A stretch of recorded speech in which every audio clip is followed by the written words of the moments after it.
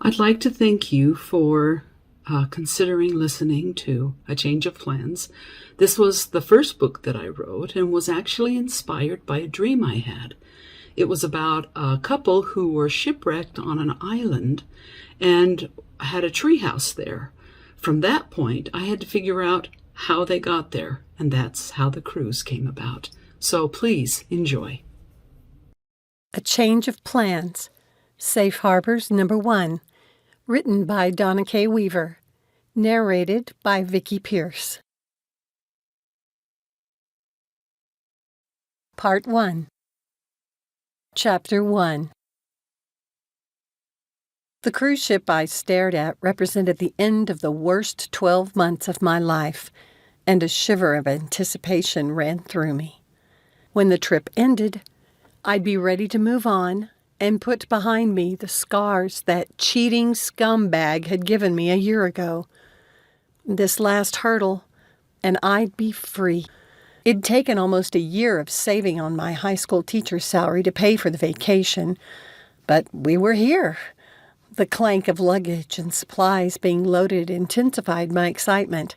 Even the rare blue Seattle sky had to be a good omen. Elle had been right. This trip would be just the diversion I needed. But I'd never admit it to her, or she'd keep trying to run my life like she had since kindergarten. As she stretched on her tiptoes, scanning the crowded dock, I grinned at her. "Looking for handsome pirates?" "Oh, please," she snorted. "Modern pirates aren't cute like Jack Sparrow. Besides, there aren't supposed to be any in the Pacific Ocean. Johnny Depp might be a little tall for you anyway." I kept a straight face. "Maybe we can find you a handsome hobbit in New Zealand." She shot me a mock glare and opened her mouth to retort, but something caught her eye and her reply died on her lips. "What's wrong?" Alarmed, I started to turn around. Elle grabbed my arm to stop me. "Don't look, but there's a guy over there watching you." "Right. Are you sure he's not watching you?" I tried not to peek in the direction she'd indicated. "Girlfriend, I know when guys are watching me." That was true enough, and she wasn't being arrogant to say it. She was a people magnet. I'd been watching her work her magic for 20 years, ever since the cutest boy in our kindergarten class had come to her like a moth to a flame, followed by the other kids in the class. Most people loved being around her. It didn't hurt that she tended to turn every activity into a party. I was sure that, if not for her, I'd have turned into a hermit, which made me curious about this man she thought had been watching me. I couldn't help but glance in his direction. He was part of a group who'd finished checking in. He was tall, like really tall. At nearly 6 feet myself, I paid attention when guys were taller than me. We ended up next to him and his party as we made our way to the ship. I caught a whiff of pleasant cologne. I forced myself not to look at him, but Elle gave him a sidelong glance. Curiosity won, and I casually turned my face in his general direction. He was looking at me. When our eyes met, he glanced away and said something to a little girl whose hand he held. "He's cute," Elle whispered. Yeah, right. That's what she said about every guy she tried to set me up with. "Looks like he has a daughter." "I overheard them." Elle shook her head, keeping her voice low. "The little girl called him Uncle. She belongs to the couple he's with." I let it go. She always had an answer for everything, and this cruise wasn't about me dating. Not yet. We slowly made our way up the gangplank, and I squinted at the ship's balconies, wondering which one might be ours. On the ship's threshold, I paused and took a deep breath, wanting to capture this memory. The interior smelled like a hotel, and not the engine stink I remembered from my single-day cruise experience. Several feet ahead, Elle signaled for me to catch up.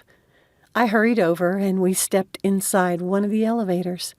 I turned to face the doors and met the gaze of the tall man in the elevator opposite ours. He nodded, and didn't break eye contact until the doors closed. My face warmed, and I was glad Elle wasn't looking at me.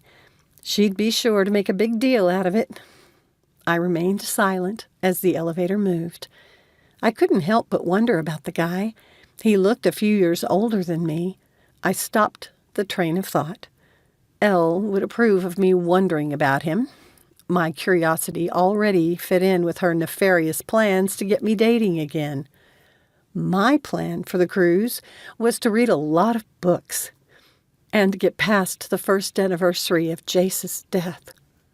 We rode to the Lido deck, where we'd been instructed to eat and entertain ourselves while the ship's staff took our luggage to our cabins.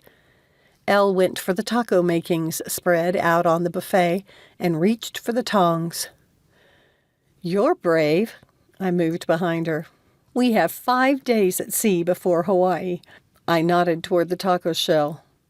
"Won't be as tasty coming up as it is going down." She glanced over her shoulder at me and winked. "All the more reason to enjoy it in at least one direction." The smell of broiling meat drew me to the grill. While I doctored my burger, Elle headed straight to a nearly full table of people our age. By the time I got there, she already had the ship's schedule spread out for everyone to see. Sighing, I slid into the chair beside her and turned my attention to my food. She shined in environments like this, surrounded by people and doing fun stuff. I'd often told her she needed to get a job as a party planner. By the end of the cruise, she'd have a collection of new friends. The question was how many activities she'd pull me into. We'd agreed I'd have plenty of quiet time on this trip. If I had my way, all my time would be quiet time, which she insisted wasn't healthy for me. Deep down, I agreed with her. So I'd let her talk me into hanging out more than I'd normally choose for myself. Elle immediately took control of the conversation, introducing us and pulling the others into the discussion. Her knack for managing any social situation was one I'd always envied, especially in high school. Eventually, we'd both come to accept that I was just more reserved than she was, and it was okay. Social butterfly Elle would let me know which events I needed to attend. We'd negotiate if necessary. I wonder if I'll fit in my clothes after eating like this for 4 weeks. I pushed away my tray. Elle glanced up from the schedule and grinned. "I'll worry about it then." Right. She liked her trim figure too much to overindulge too often. I stood. "I'll look around." She considered me wary. "Please don't go signing me up for any tours. I won't go with you to see the engine room." Remembering the tour of the nasty little engine room on our day cruise 2 years ago, I laughed softly. What I wanted was to find the gym. It was on the Lido deck, too, at the bow of the ship. It had an entire wall of windows. I sighed, standing in the sunlight's warmth and imagining running on a treadmill with nothing but the ocean before me. "Nice, yes?" a deep voice asked from behind me. I spun around and couldn't help a soft gasp. Before me stood the most beautiful human being I'd ever seen. A little taller than me and probably close to my age, he must have been a direct descendant of some Scandinavian god with his pale blonde hair and light gray eyes. He raised his hands. "I didn't mean to startle you." His voice had a hint of an accent I couldn't place. "My name is Jori. Jori Virtanen." "Nice to meet you, Jori," I said, repeating his name the way he'd pronounced it.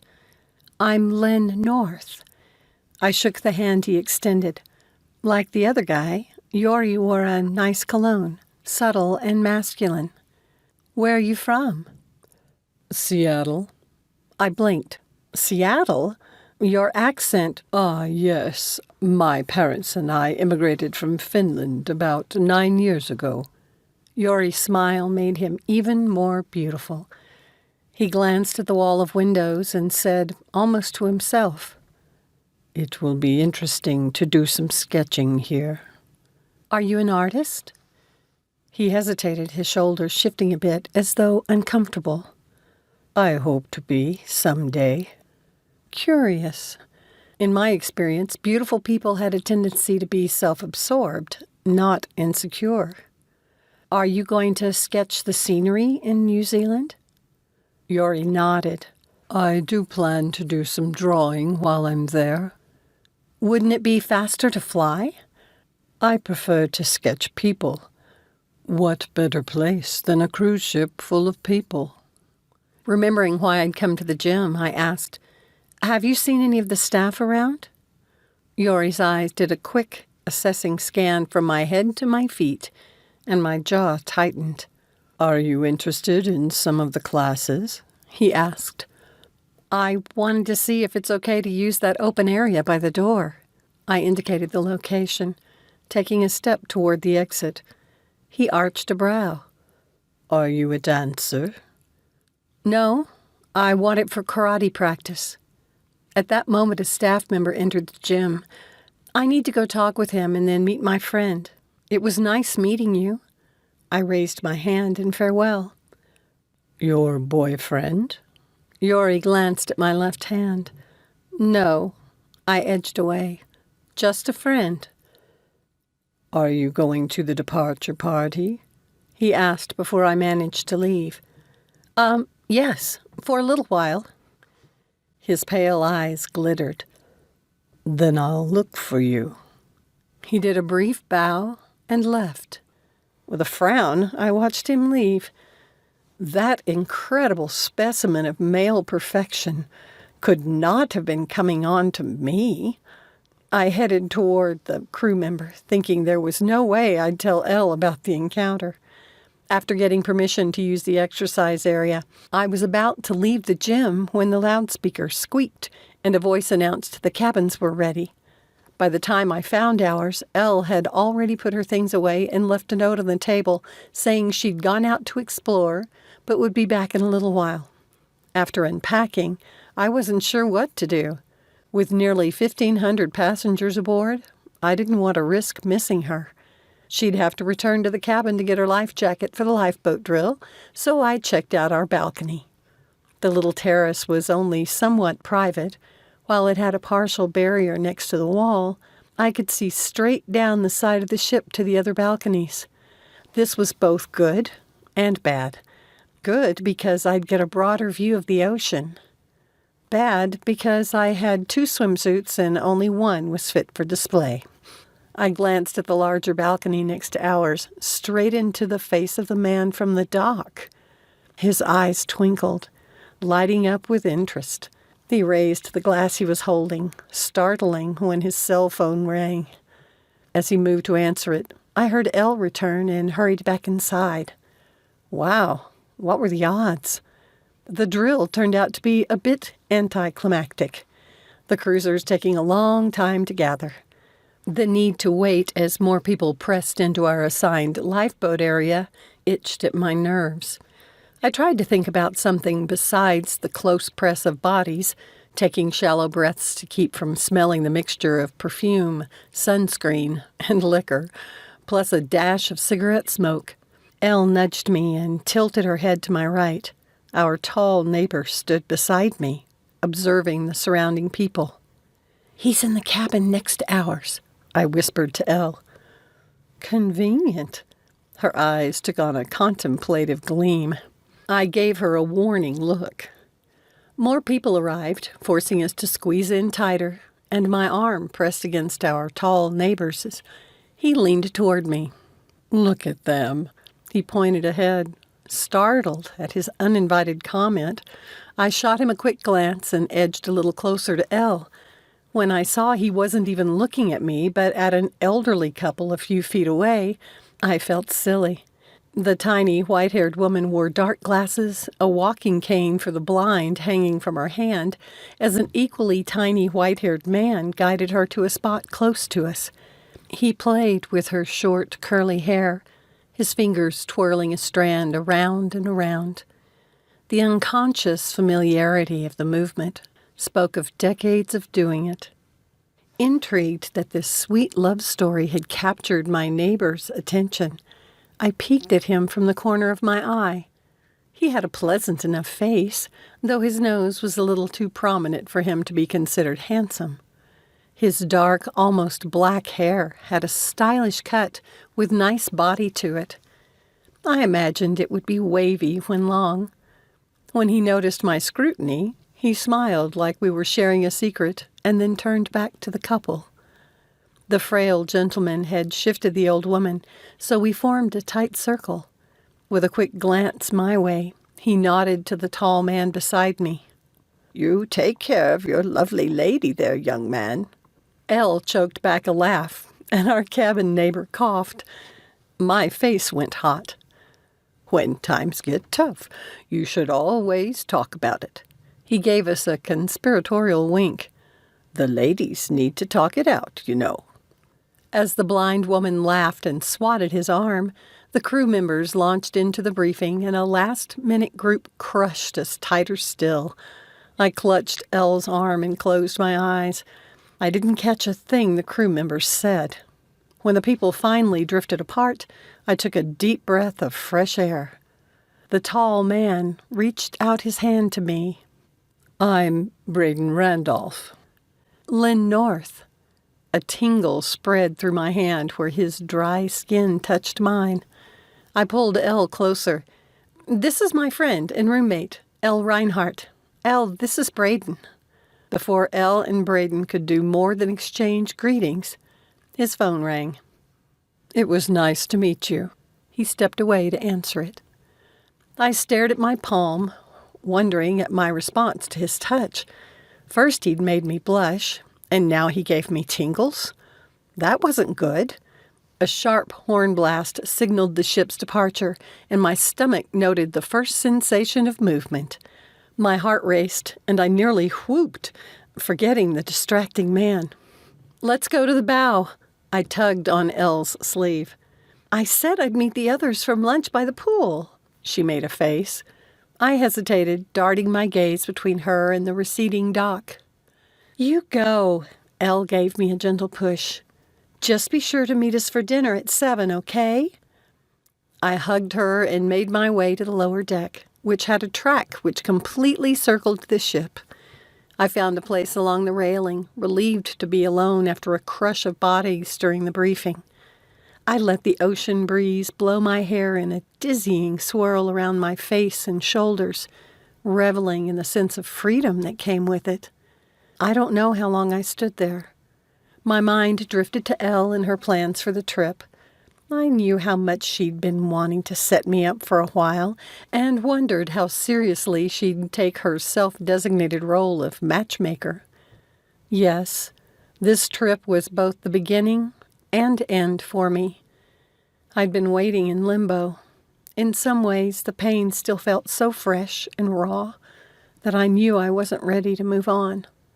Other times, the idea of dating again appealed to me in a nebulous sort of way, very nonspecific. But I'd decided months ago I'd wait until the first anniversary had passed. I wasn't ready yet, and certainly not on a ship. Fairy godmother Elle couldn't truly believe a cruise would ever provide me with a happily ever after. Just as I decided to search for her, I heard voices and turned to find Braedon and his family strolling around the corner. I sighed. Elle would love this. Chapter 2. As soon as Braedon raised his brows in recognition, I knew there was no avoiding his group.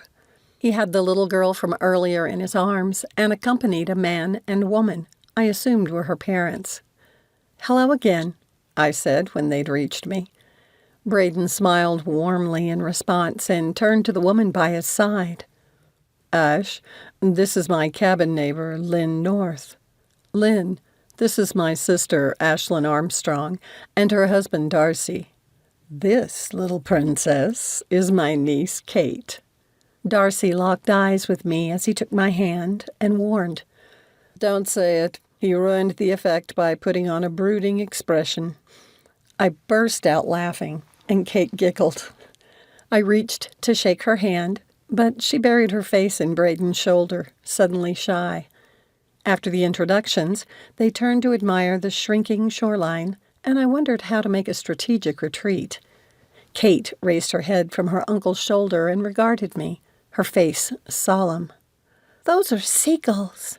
She pointed to two of the white squawking birds as they glided alongside the ship. "Yes," I agreed, equally serious. "They poop a lot." Her face scrunched in disgust. Braedon and I laughed. He tickled her tummy. "Yes, they do." His phone rang, and I wondered if he were one of those people who had to be connected at all times. Ashlyn glared at him and whispered, "You promised." "Just this last call." He tried handing the little girl to his sister, but Kate stretched, wiggling her little fingers, for me to take her. I glanced to her mother for permission, and Ashlyn nodded. I settled Kate on my hip and pointed at a new seagull that had joined the others. "Look at it squawking at them. What do you think it's saying?" "It wants to know if you're married." "I'm not married." Kate got an enormous grin on her face. "You can marry Uncle Bray and be my aunt." "I want an aunt. I only have uncles." I swallowed wrong and choked, hoping the others weren't listening to us. Braedon put his phone back in his pocket and returned to us. With a pinched mouth, Ashlyn held out her hand to him. "You promised, Bray. Hand it over." Awkward. Braedon relented, and Ashlyn stuffed his phone in her purse. I avoided looking at him. "Sorry about that." Ashlyn scrutinized me. "Kate doesn't usually take to strangers so quickly. We do really need to get her to dinner now, though." The little girl shifted, indicating she wanted to get down, but she took my hand once her feet were on the deck. "I can walk with you guys," I offered. "I need to find my cabin maid anyway."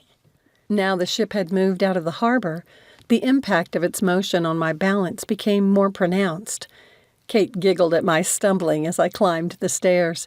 Braedon took my elbow to steady me, clasping the handrail himself. I would be glad when I finally adjusted and got my sea legs. I said a silent prayer of gratitude that I didn't suffer from motion sickness. "See you around," I said to Braedon and his family when we reached the Lido deck. Kate let me go with a brief kiss on the cheek, and I went to join Elle. Naturally, she stood among a circle of people. I could almost see the words, "date potential," in her eyes as she glanced between Braedon and me. I ignored her, and we headed to the dining room. Later, we returned to the Lido deck for the sailing party. Elle clapped her hands in delight. This was her environment. People, food, and music. She pointed to the band in the middle of the deck. "I want to request a song." "I'll get us some seats," I shouted over the din of people. She waved her approval. After I secured a table and some chairs, I sat guarding them. I planned to stay only a few minutes and then make my escape to listen to a chamber group performing somewhere else, somewhere more quiet and less crowded. I smelled Yori's cologne before I heard his voice behind me. "I didn't see you at dinner." So much for not telling Elle. I glanced up. "Hello again." I did a quick scan of the band area. No sign of Elle.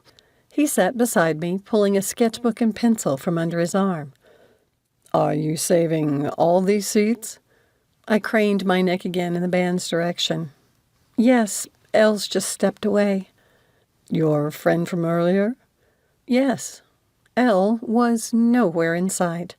I surrendered to the inevitable. "If you aren't a full-time artist, what do you do for a living?" He made a wry face. "Modeling. It pays well enough, but I don't like it." He studied the people around us as he toyed with his pencil. "I wish I'd thought to come on a cruise before." I pointed to his sketchbook. "May I see?" After a slight hesitation, Yori handed it to me. I flipped open the cover, immediately captivated. Some would consider his sketches unfinished. They weren't quite complete pictures, but parts of pictures. A child's face, a young woman's profile, an old man's hand. Yori used relatively few strokes, yet he still captured the essence of his subjects. These are beautiful. I glanced up from the last page. Have you sold any of your pieces yet? I haven't tried. He shrugged. I guess I don't believe anyone would want them. There was that insecurity again. I'm no authority on art, but I know what I like. Your pictures touch me. Thank you. The tightness around his eyes relaxed. That's the nicest thing anyone said about my work. Then I understood. Your family doesn't get it, do they? Your love of art. The sound of the pencil as he tapped it on his knee turned to sharp smacks. No, especially my father. He thinks I'm wasting my time. I hated it when some parents tried to crush their children's dreams. I'd only been teaching for 3 years, but I'd already seen too much of it. You're good, Yori. I reached over and touched his agitated hand. I hope you don't give up on this. Give up on what? Elle walked up behind Yori, followed by her growing entourage. When he shifted to look at her, she widened her eyes and asked, "Who's this?" He stood and took her hand. You must be Elle. Unlike me, Elle didn't flush often, but she turned plenty pink when he did his little bow over her hand. For a fleeting moment, I considered playing the matchmaker with them, but quickly dismissed the thought. That just might give her further ideas regarding me. Elle, and everyone, I waved the rest of Elle's group over. This is Yori. He's an artist. Come and check out some of his drawings. Before he could stop me, I handed Elle the sketchbook. I checked my watch and whispered to her, "I've got to go." She nodded, occupied by Yori's sketches, the others moving closer to see, too. The Explorer's Lounge was a small area on the upper deck. Several people had gathered there already, and the musicians, comprising a pianist, a violinist, and a cellist, had already begun playing. The ambiance created by the low lighting, the gilded murals of old sailing ships, and a map of the world made me think of a formal drawing room. I found a small love seat to myself and closed my eyes, savoring the combination of the ship's sway and the lovely music. At the end of the third piece, a man whispered, "Excuse me, Lyn. Do you mind if I share your couch?" Recognizing Braedon's voice, I opened my eyes. His sister and her family had taken places on a sofa to the side, but no other empty seats remained. "Sure." I slid over, and he sat down next to me. I closed my eyes again as the next number began, trying to ignore how nice his cologne smelled. What was it today with men's cologne anyway? When the number finished, Kate said, "Mommy, I want to sit with her." I opened my eyes to find Ashlyn looking at me questioningly, and I nodded. Kate staggered a little when the ship rolled. As I caught her, she giggled, and I lifted her to my lap. She smelled like baby shampoo. As she snuggled against me, I had a fleeting thought that I might have been expecting a child of my own by now. Jace and I had talked about not wanting to wait to start our family. I shut down the painful thought, blinking against the sudden burning in my eyes. The little girl made a surprisingly calm listening companion. Perhaps it was near her bedtime, and she was getting sleepy. After several more numbers, I checked my watch. "Kate, I have to leave to meet my friends." She gave me a hug, slid from my lap, and returned to her mother. As I rose, the ship suddenly swayed, and to my horror, I toppled backward right into Braedon's lap. "Decided to stay for the rest of the music?" he said, trying not to laugh. "Excuse me," I muttered, my face burning. I tried to figure out where to put my hands to lift myself again. I finally got to my feet, supporting my weight on the arm of the couch.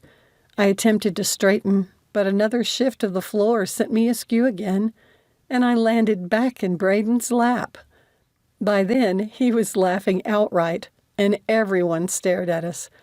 This was ridiculous. Braedon raised his hands, but didn't seem to know how to help. The best thing he could have done was give my bum a push, but he had the good sense not to do that. Luckily, Darcy extended one of his long arms and pulled me to my feet. "Thank you." I turned to Braedon, mortified. "I'm so sorry." He shook his head, still chuckling. I hurried from the room, hoping I didn't look as ridiculous as I felt, and praying I could make it down to the show lounge without another blunder. Elle was waiting for me, sitting among some of her new friends. I waved hello to them and dropped into the chair beside her. "Where did you find Yori?" she asked. "I know, right?" I peered around her to see if he'd come. "He was feeling seasick, so he went back to his cabin." Elle looked at me. "He seemed interested in you." I leaned my head back and shut my eyes for a moment before glancing at her from the corner of my eye. "How many guys do you plan on playing matchmaker with?" She made a face. "Just flirt with them. You can date a guy without marrying him." Elle snapped her mouth shut when she saw the pain in my expression. "I'm sorry, but you know what I mean." I sighed and squeezed her hand. "I do. Have you given that job offer any more thought?" Elle made a face. I wasn't surprised. She'd worked at half a dozen different things since high school. Recently, she'd gotten her Colorado court reporter certification. I'd told her when she first applied that sitting invisible in a corner would never suit her. Evidently, now a job offer had made that a reality. She was having second thoughts. "Then don't take it," I said.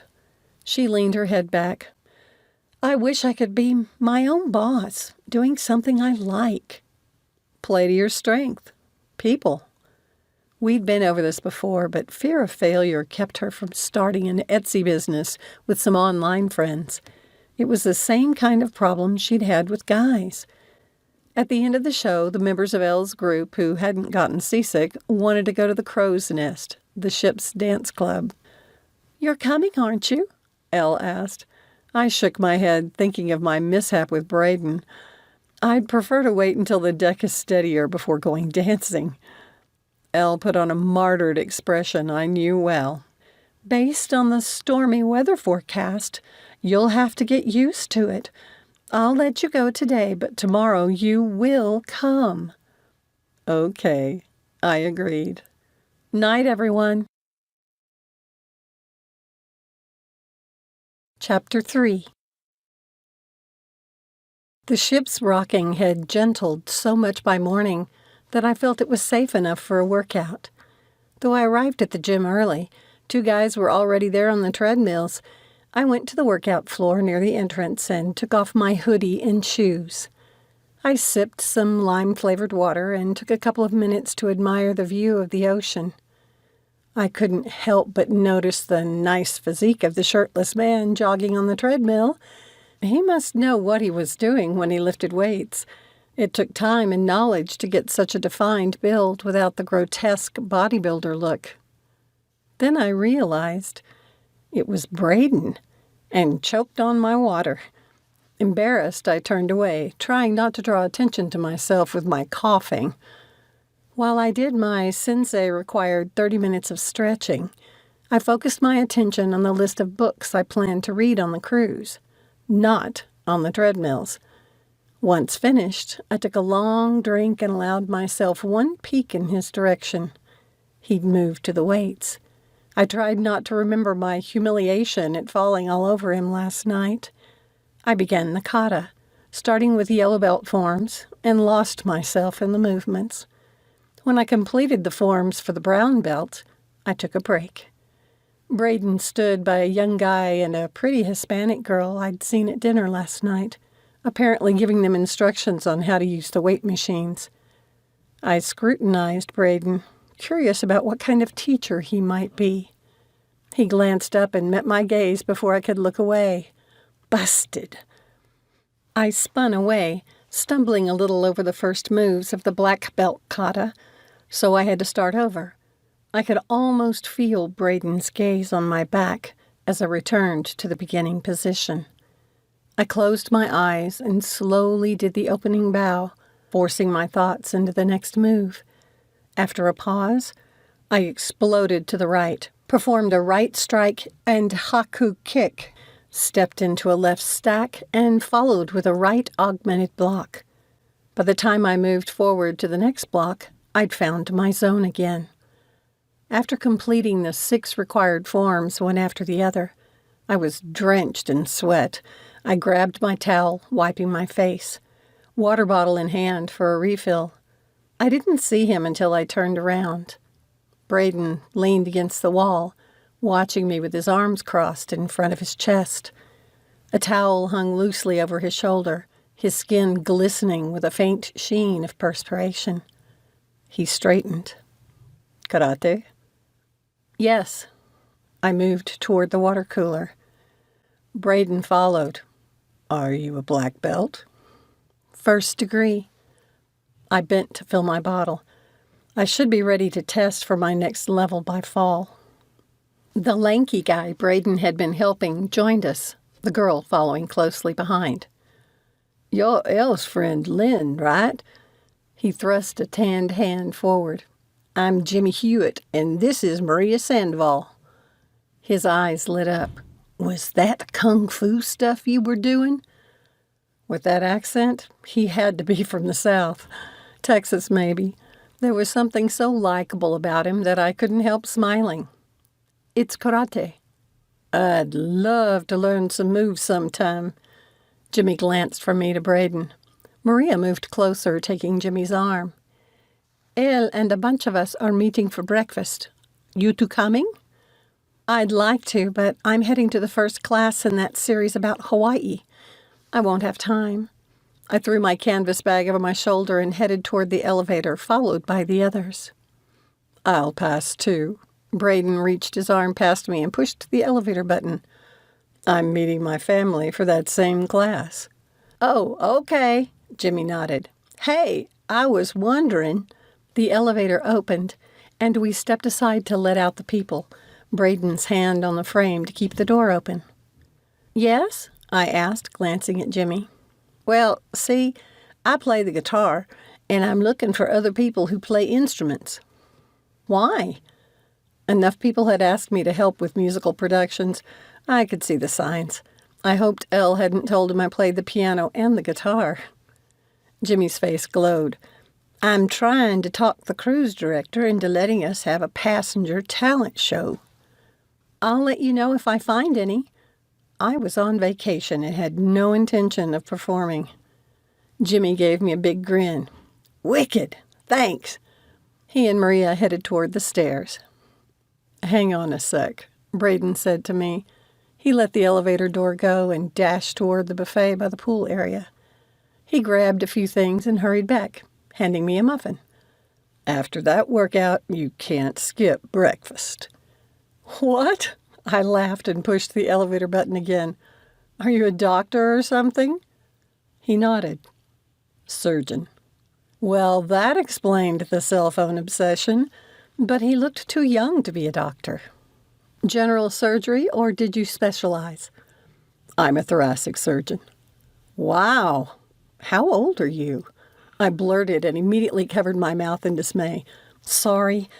It's just, I know that involves an extra 4 years after medical school, so it's, 15 years of training after high school?"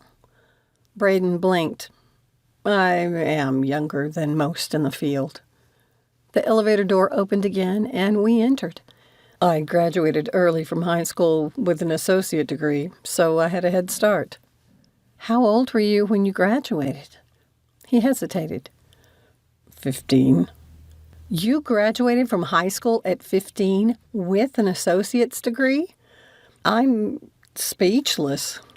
Braedon chuckled, but it carried a hint of bitterness to it. "You wouldn't be if you'd known my mother."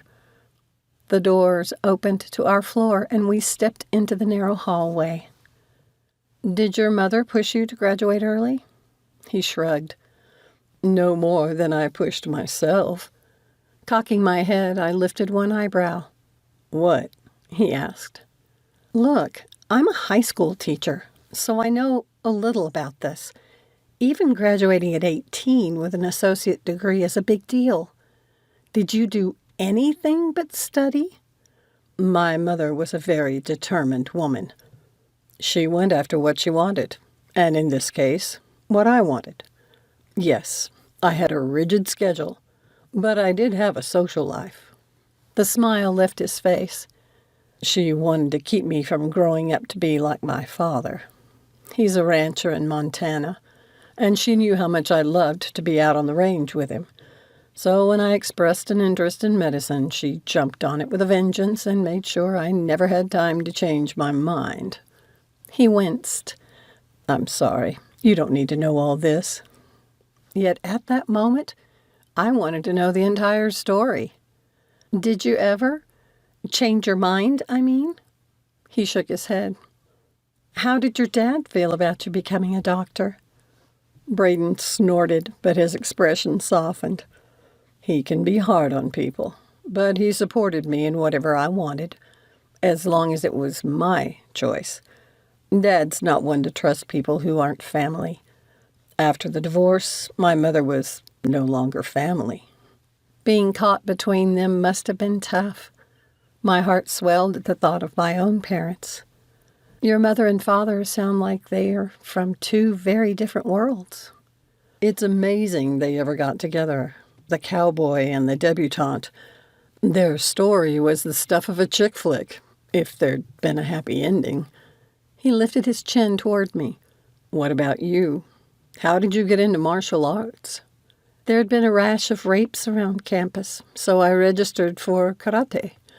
I loved it and kept going, even after the police caught the guy. I studied taekwondo in school, traditional, not sport. I only got up to my red belt, though. Other things became more important to me at that time in my life. He gave a soft chuckle. Like cars and girls. Cars and girls. Makes me think of my brother. I grinned and paused when we reached his door. So you didn't go beyond red belt. What level is that? I'm not familiar with Taekwondo's belt colors. In my dojo, it was just before black. Elle stuck her head out of our door a few feet away. There you are, she noticed Braedon, and her eyes widened. See you, I said to him and nudged Elle into our cabin. I had to give her credit for trying to hide her smug expression. You coming to breakfast? Stepping out of my gi pants, I nodded toward the day's itinerary on the desk next to her. Don't you remember? I said I wanted to go to the briefings. I took a big bite out of the muffin. She scanned the paper and frowned. But there are 5 days of them, all first thing in the morning. You want to come with me? I tried not to push too hard.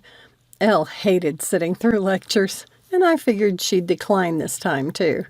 We'd learn to respect our differences and accept the give and take.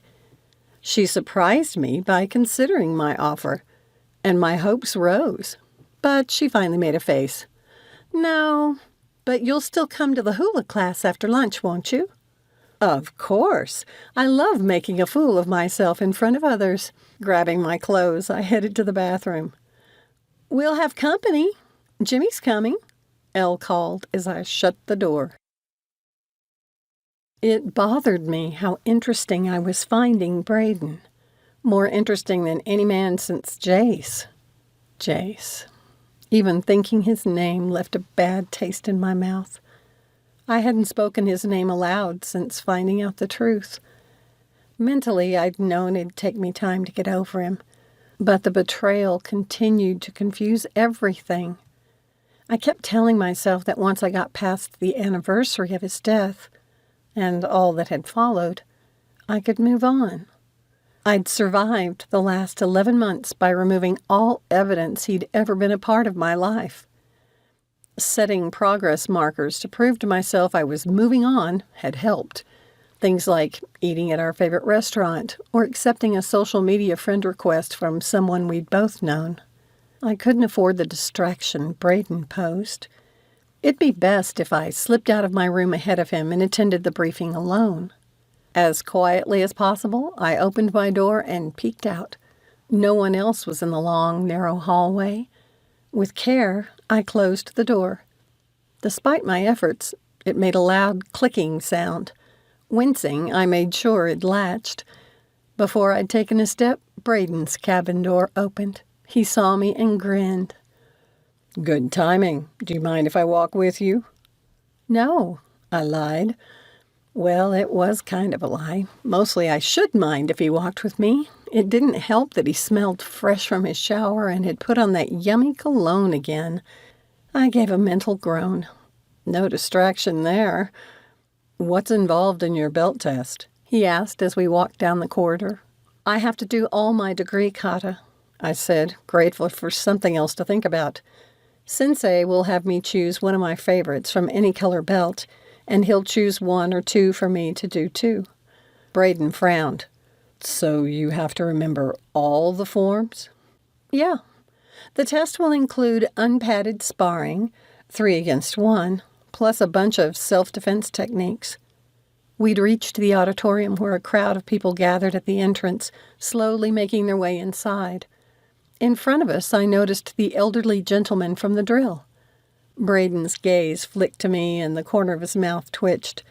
If I'd known him better, I'd have smacked him, but I couldn't help laughing.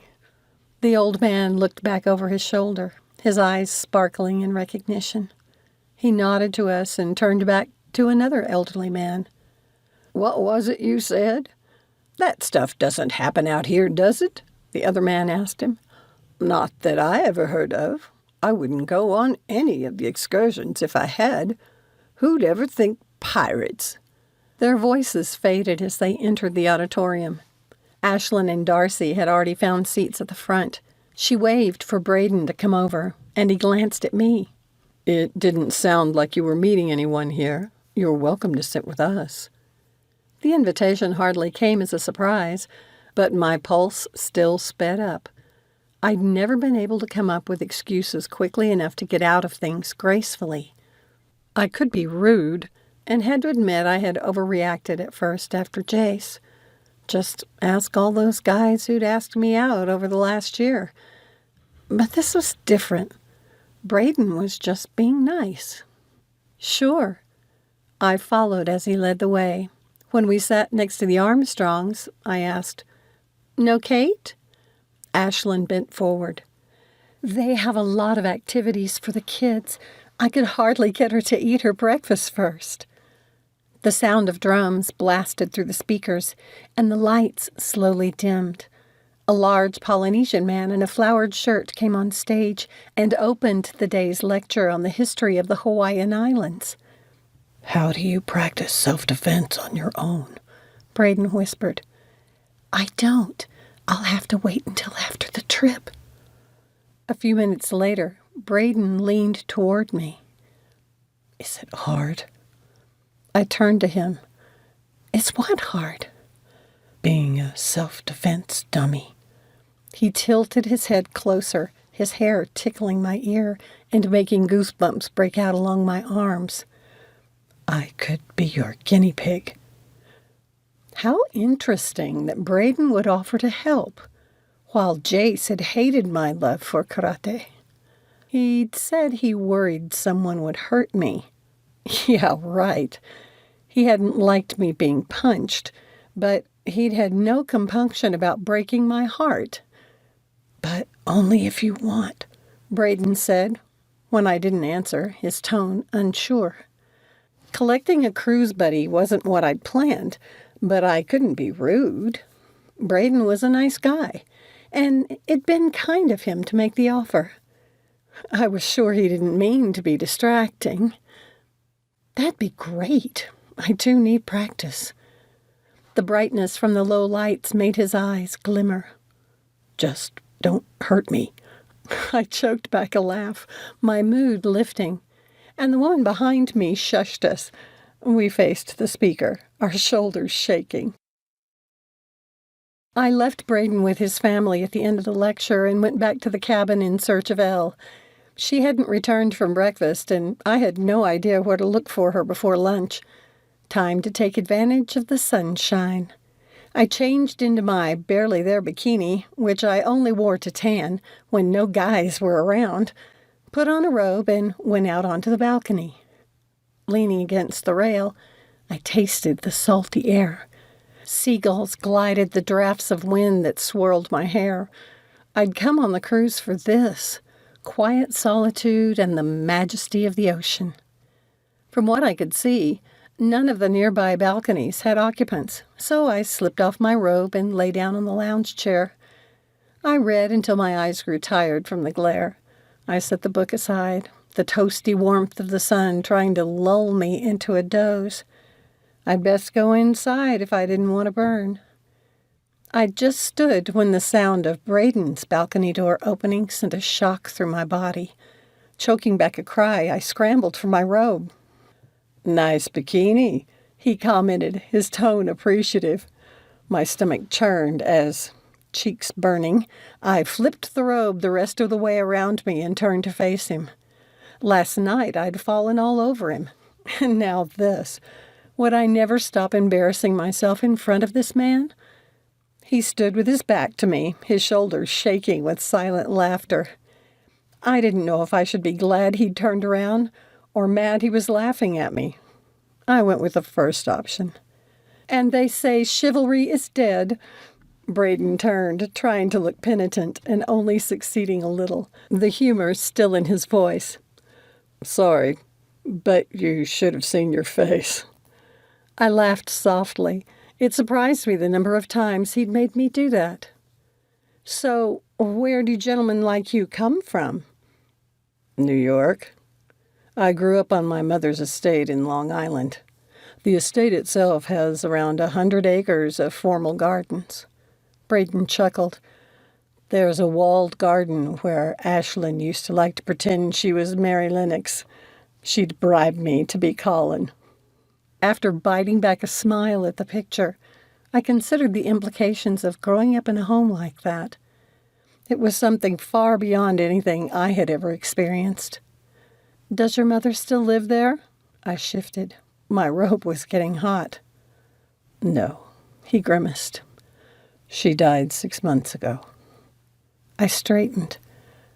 "I'm sorry." Braedon gave me a tight smile, his expression making it clear he didn't want to talk about it. When I tried to think of another subject, an image of my parents' tiny house in a middle-class neighborhood flashed through my mind. "It sounds like you had a privileged childhood." I didn't mean to sound accusatory, but Braedon turned defensive. "We did have a privileged childhood, but it wasn't from living at Winterwood or going to yacht races. It was from spending our summers and holidays on a Montana ranch, working our rears off.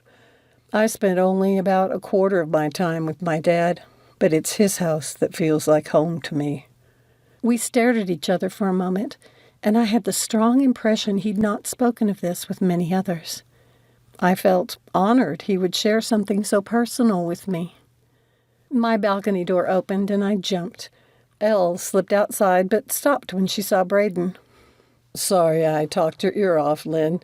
He turned toward his door. "I'll see you around." I enjoyed getting my ear talked off. I kept my voice low. He must have heard because he glanced over his shoulder, and the corner of his mouth turned up before he went back inside his cabin. I turned toward Elle. "Been having fun?" She considered Braedon's closing balcony door, but said nothing for a moment before finally asking, "You ready for lunch? I'm starving." Chapter 4. I spent part of the afternoon reading in the ship's library. When I returned to our cabin, I found Elle had almost finished dressing for dinner. "Did you get lost in your book?" She indicated the time on the room's clock. "You're cutting it close." "I won't be long."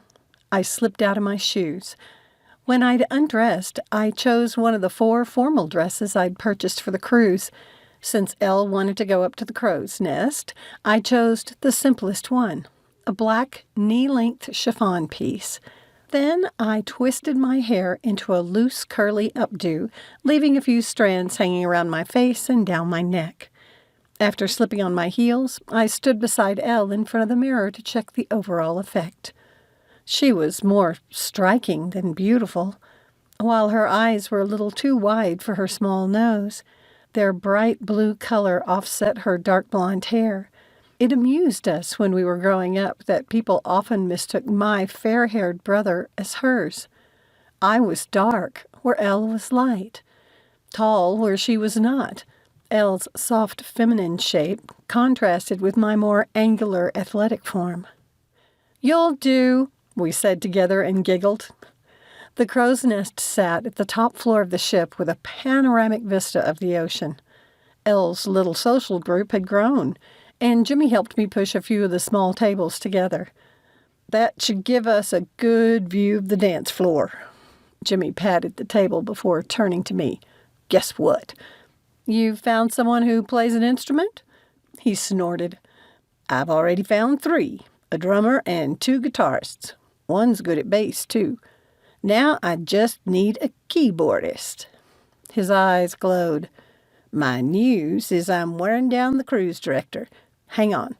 He scooted around a couple and dashed to the door where Maria stood, searching the crowd. Jimmy brought her over to the table. "I'll be right back," he said, and headed toward some guys who were waving him over. "He's sure busy," I said, patting the chair beside me since Maria didn't seem to know what to do with herself. "He's not excited about his little band at all, is he?" "He's so talented." Her face shone with pride. "Did you two just meet?" Maria shook her head, glancing over her shoulder like she was afraid someone might overhear. "We're kind of engaged," she whispered, "but it's a secret.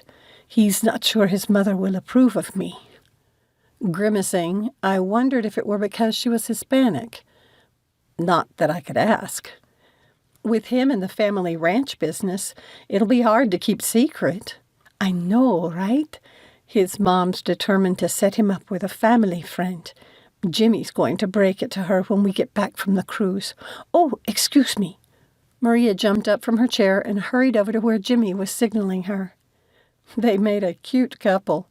I hoped things worked out for them. Elle slid into the chair beside me as a feedback squeak came from the sound equipment. The DJ made a quick adjustment to the microphone.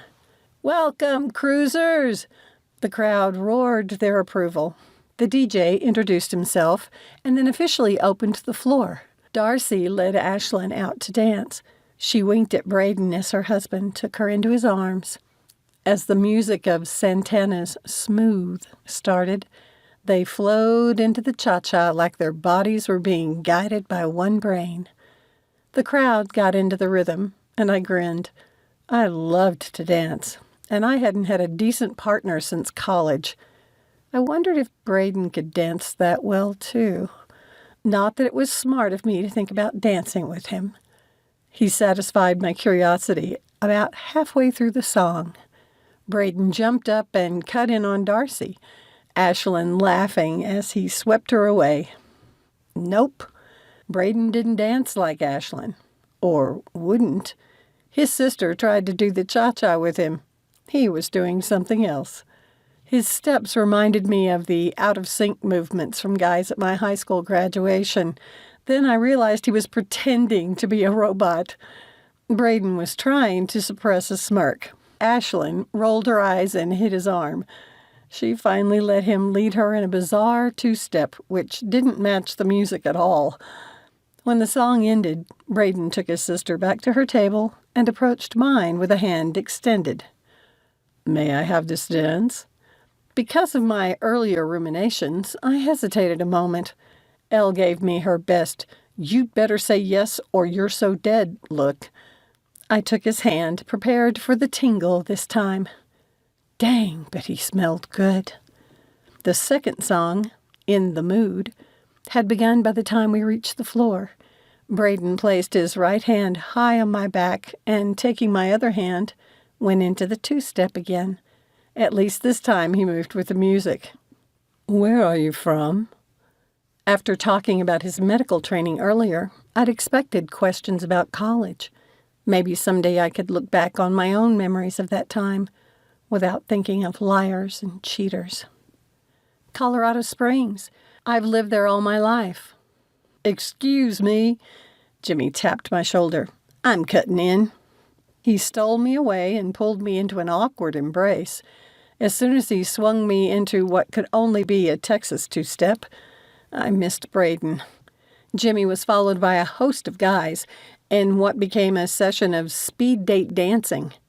Exhausted, I returned to our tables where I found Elle had finished dancing with Darcy and invited the Armstrongs to join us. You must have been on a ballroom dance team, I said as I slid into the seat next to Ashlyn. I was, she winked at her brother. I used to try to make Braedon practice with me. He grimaced. Which was worse, dancing with Ashlyn or playing Colin to her Mary? I teased. Ashlyn darted her gaze from me to Braedon. You told her that? I may have mentioned it. We should finish our dance. He rose from the table, took my hand, and pulled me to my feet. A slow modern song played, and Braedon pulled me near. After the earlier rush of bouncing from partner to partner, I let myself relax to the gentle swaying of the music. Except for karate, I hadn't been held so close in almost a year. My senses awakened to him, his subtle but pleasant cologne, the weight of his hand on my waist. I could learn to like this. No, I needed to think of something else. I'm sorry if I said something I shouldn't have back there. He lowered his gaze to mine. About me playing secret garden with my sister? I laughed. I have a younger brother I used to torment. I confess I love the thought of Ashlyn doing the same to you. Braedon smiled, but it didn't quite reach his eyes, like the smile he had given me on his balcony when he hadn't wanted to talk about his mother. I think you'd probably do anything for Ashlyn, I said, hoping my instincts were right. His smile then did more than light up his face. I almost forgot we were surrounded by a crush of people. You said you were a teacher. Yes, and I love it. Braedon asked a few more questions, the conversation easy. It made me wonder what I'd been worried about. When we returned to the tables, the Armstrongs were rising to leave. We need to get Kate to bed, or she'll be a bear in the morning. Ashlyn twisted so her husband could help her with her wrap.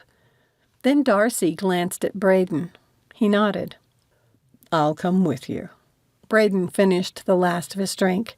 Turning to the rest of us, he said, I have to wake early. Good night. The three of them left together. I checked the time.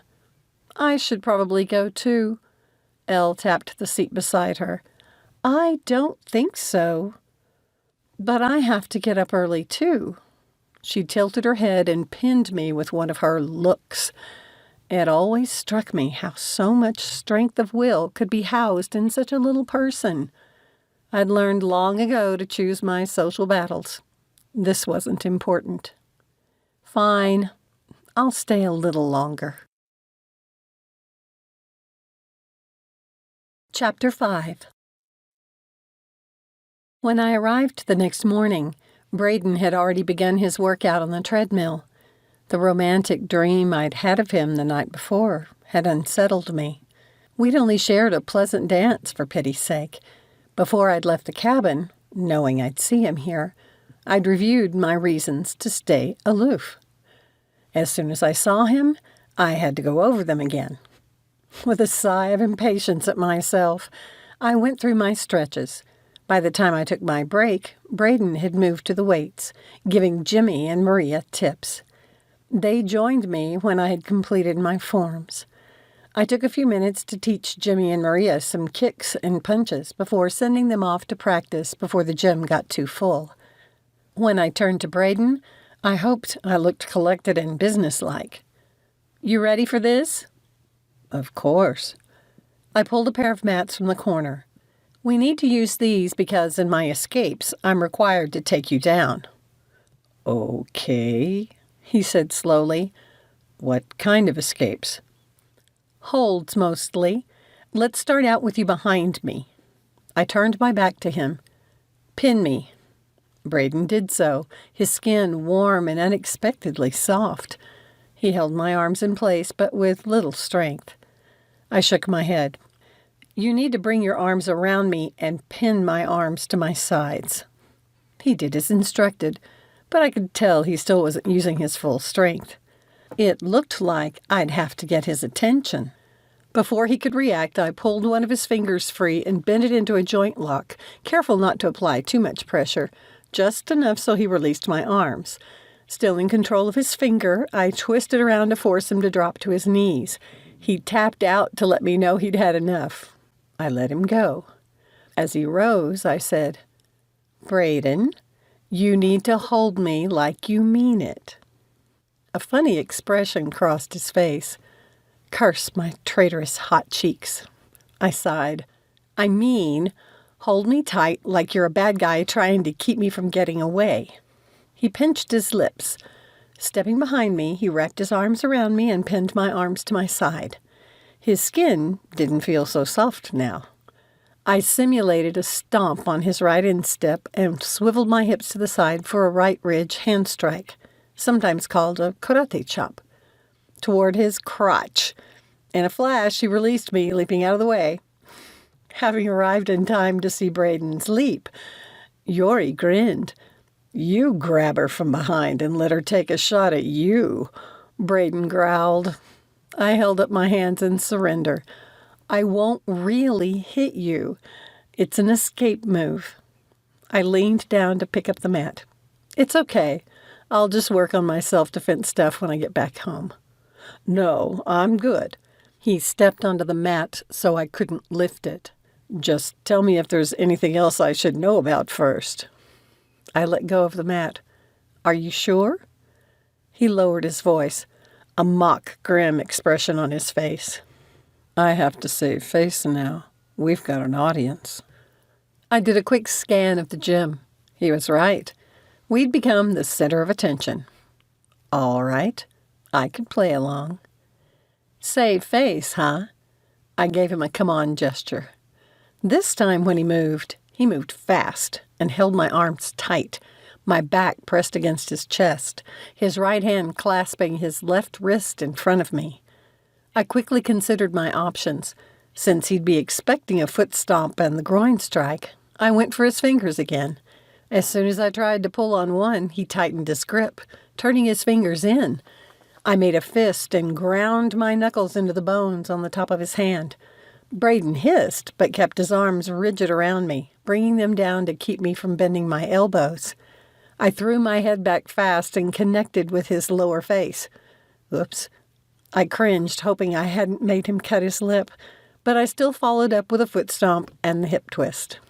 Distracted by an expected groin strike, he moved up his grip on my arms when he shifted his hips out of the way. Just what I needed to grab a finger again.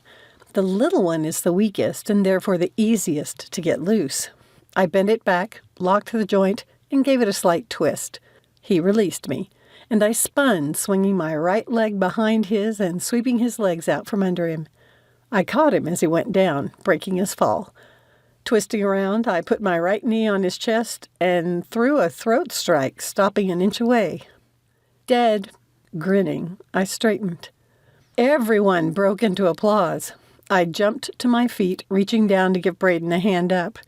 He took it and stood, brushing his lip with his tongue. His eyes narrowed. I reached to touch his lip to see if it were bleeding. To his credit, he didn't flinch. Sorry about that. I didn't think you'd keep your head in such a vulnerable place. Your lip's not bleeding. He touched it again and then brushed his chin. Jimmy rushed over, dragging Maria with him. You have to show me how to do that. We'll see. I glanced at Braedon. His face remained expressionless. Do you want to practice some more? I glanced at the group of people watching us. Not with this crowd. Braedon bowed to me, keeping his eyes to the ground as he would to his sensei, turned and left. I stared after him. I told myself it was probably just as well. If I'd offended him, he wouldn't distract me from my goals for this trip by wiggling his way into my dreams anymore. Too bad I didn't believe myself. Maria shot me a sympathetic glance before Jimmy took her hand, and they left. Obviously, I hadn't imagined Braedon was unhappy about something. Yori came over and helped me put away the mats. He sized me up as though he had never seen me before. I'm impressed, but remind me never to make you angry. Already disappointed at Braedon's attitude, I glared at Yori. Wait, I can sympathize with Braedon. No offense, but I wouldn't be happy to be shown up by a girl either. You'll really go there? Shown up by a girl? I muttered in disgust and tossed my water bottle in my bag a little too hard. Hey, Lyn, don't get angry. It's a guy thing. Yori moved closer. We all suffer from it, some more than others. Then he struck, so fast I never had time to think of throwing up a defense. He swept me like I'd swept Braedon, and Yori had me in a full mount with my hands pinned over my head. It was a sweet move. Nice. I tried not to smile. Sneaky, but nice. Now let me up. His face broke out in a sly grin. I don't think so. He leaned forward, his face only inches from mine. I gave him a crusty look, but he continued. I find this an interesting predicament. When I realized his intent, my body went still. How had I not seen this coming? He must have taken my shock as permission because he moved his mouth toward mine. Angry heat flooded my body. I jerked my face away while I bent my knees and twisted my foot around one of his. Locking it in place, I pushed all my weight up and to the side. I threw him off balance. He didn't resist and had to release my hands to catch himself. As he flew over me, I reached up and yanked his hair. It forced his head to the side. Sensei had always taught us, where the hair goes, the head follows. I used my feet to finish the movement. I was now on top of Yori, pinning his hands. He had the advantage of size and strength. I didn't stay there long enough for him to reverse us again and leapt up and out of his reach. He lay on the floor, smirking, not angry, but not the least bit repentant either. I grabbed my bag. Don't ever try to kiss me again. Yori sat up. Don't be fussed about it.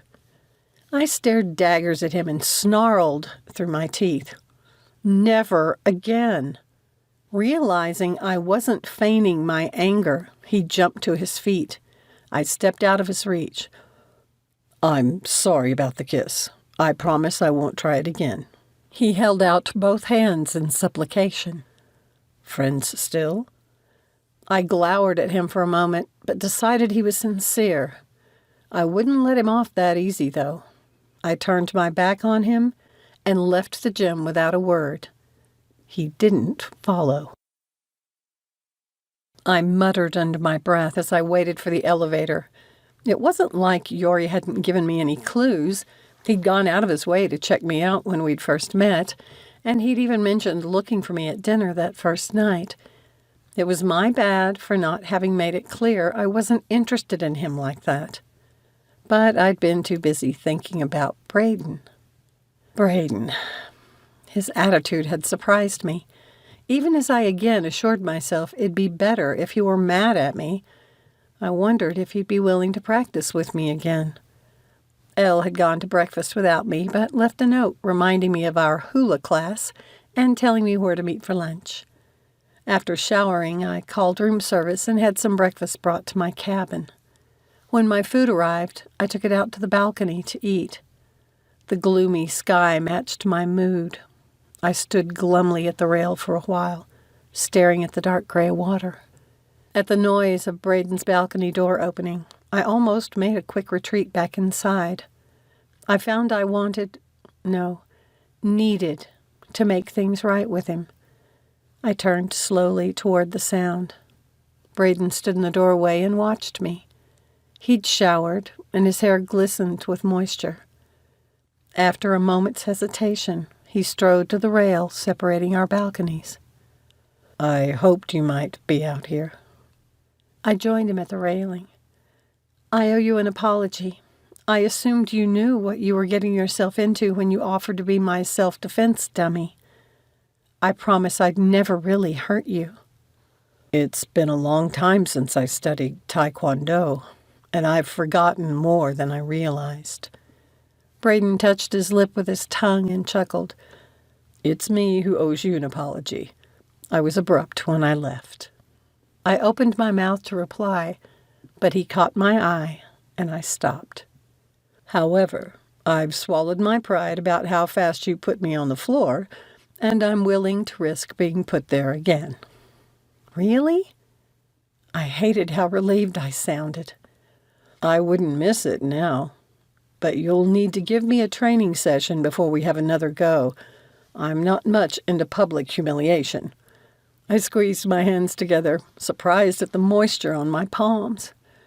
Then please understand, the whole point of this practice is for me to refine my defense skills. You have to go down. I can do that. He checked his watch. I'm supposed to meet Ashlyn and Darcy again for the Hawaiian geography class. Do you want to walk together? Sure. I'll meet you outside. I didn't even remember the incident with Yori until I entered the dining room.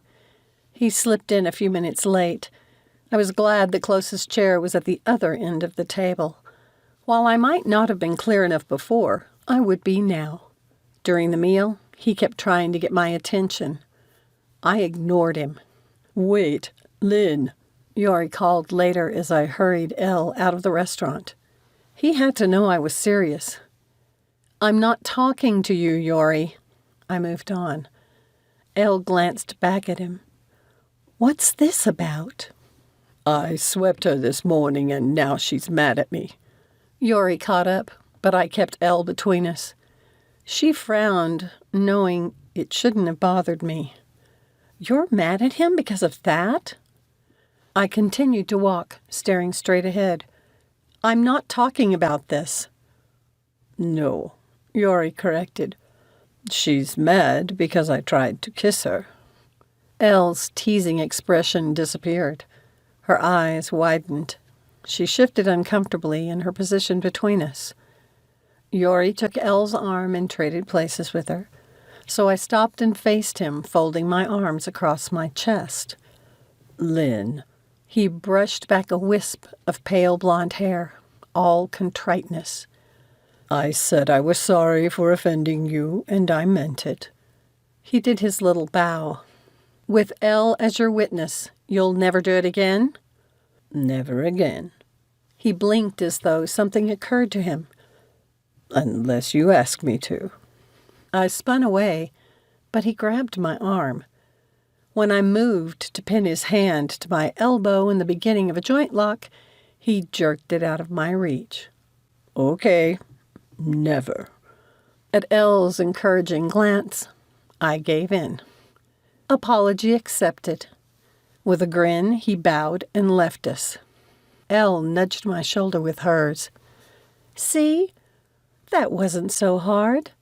She slid her arm through mine. Let's go see if we can convince the dance teacher to let us merge hip-hop and hula for Jimmy's talent show. A need for solace drew me to a window nook in the ship's library. Hidden from most of the other occupants, I squished a soft cushion behind my back and tried to settle into reading. For nearly a year, I'd looked forward to this uncomplicated cruise, excited to have time to be at sea, read, and visit places I had always wanted to see. Elle thought the temporary nature of the cruise would make for a perfect dating environment because there was no risk of involvement. She was mostly right, I supposed. But I'd committed to myself not to even consider dating until I'd gotten past the first anniversary. I don't know how long I'd been staring at the water when I heard someone sit at the piano just around the corner from my nook. I pinched my lips. I would have to move if the player was too distracting. Because of the way the nook was situated, I couldn't see the person who began to play finger drills. Great. Not exactly music to read by. I picked up my book and tried to find where I'd left off, hoping to ignore the sound. After going through several drills, the player went into the insane fingering of the beginning of Chopin's Fantasy Impromptu. This was no kid practicing scales. When I was 8, I'd sat beside my father at the Betcher Concert Hall in Denver. The special guest was a world-renowned performer, and she'd played this song. Her fingers had flown across the keys.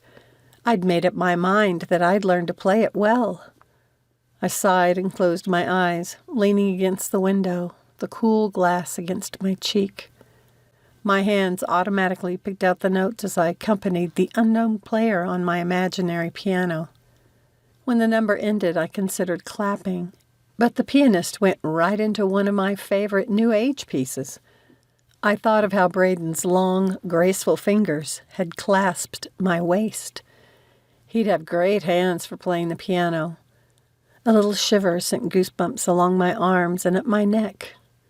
No way. I peeked around the corner. Chapter 6. I wondered how he'd learned to play like that with everything else he'd had to do as a kid. And of course, it had to be the piano, one of my great loves. I leaned my chin against my raised knees. I could just see him around the nook wall. Braedon focused on playing and didn't appear to notice me.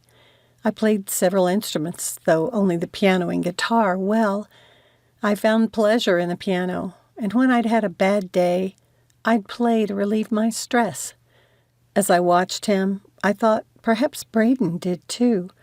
His face in this private moment made me feel like I'd captured a glimpse of his soul. And he fascinated me. When he finished, I leaned forward enough for him to see me. That was lovely. At the sound of my voice, he startled. He snapped his head in my direction.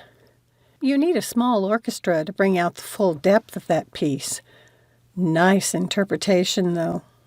He twisted on the bench to face me. Do you play? I work at a small school, so I teach both music and science. I teach band, orchestra, music theory, and I'm the choir director. Braedon grinned. Do you know any duets? I snorted. Not from memory. Well, Chopsticks and Heart and Soul are two pieces I do know how to play. Wait a minute. He rose from the piano bench and approached the ship's librarian. The crew member went to a locked cabinet. After taking his ship card, she handed him a stack of sheet music. He rifled through the sheets as he ambled back, and I moved to the piano. He scanned a piece of music. How familiar are you with Mozart? For 4 hands? I tried to read the title upside down. Our eyes met over the music, and he quirked an eyebrow. That is the nature of a duet. I scowled, almost sticking out my tongue at him. I'm familiar with it, but it's too fast a piece for me to sight read. Want to give it a try? His expression dared me to say no. He'd been a good sport earlier, so I moved over to the piano bench. I get the easy part. Braedon pulled out a second piece. Here's Brahms' Hungarian Dance No. 1 in G minor for piano, 4 hands, if you prefer. I looked over his arm at the page as he read through the music. I haven't tried this one in a long time. I ran my fingers over the keys. If we do this one, I claim the segundo part. After a couple of false starts, I relaxed. Braedon didn't play it flawlessly either, which gave me more confidence.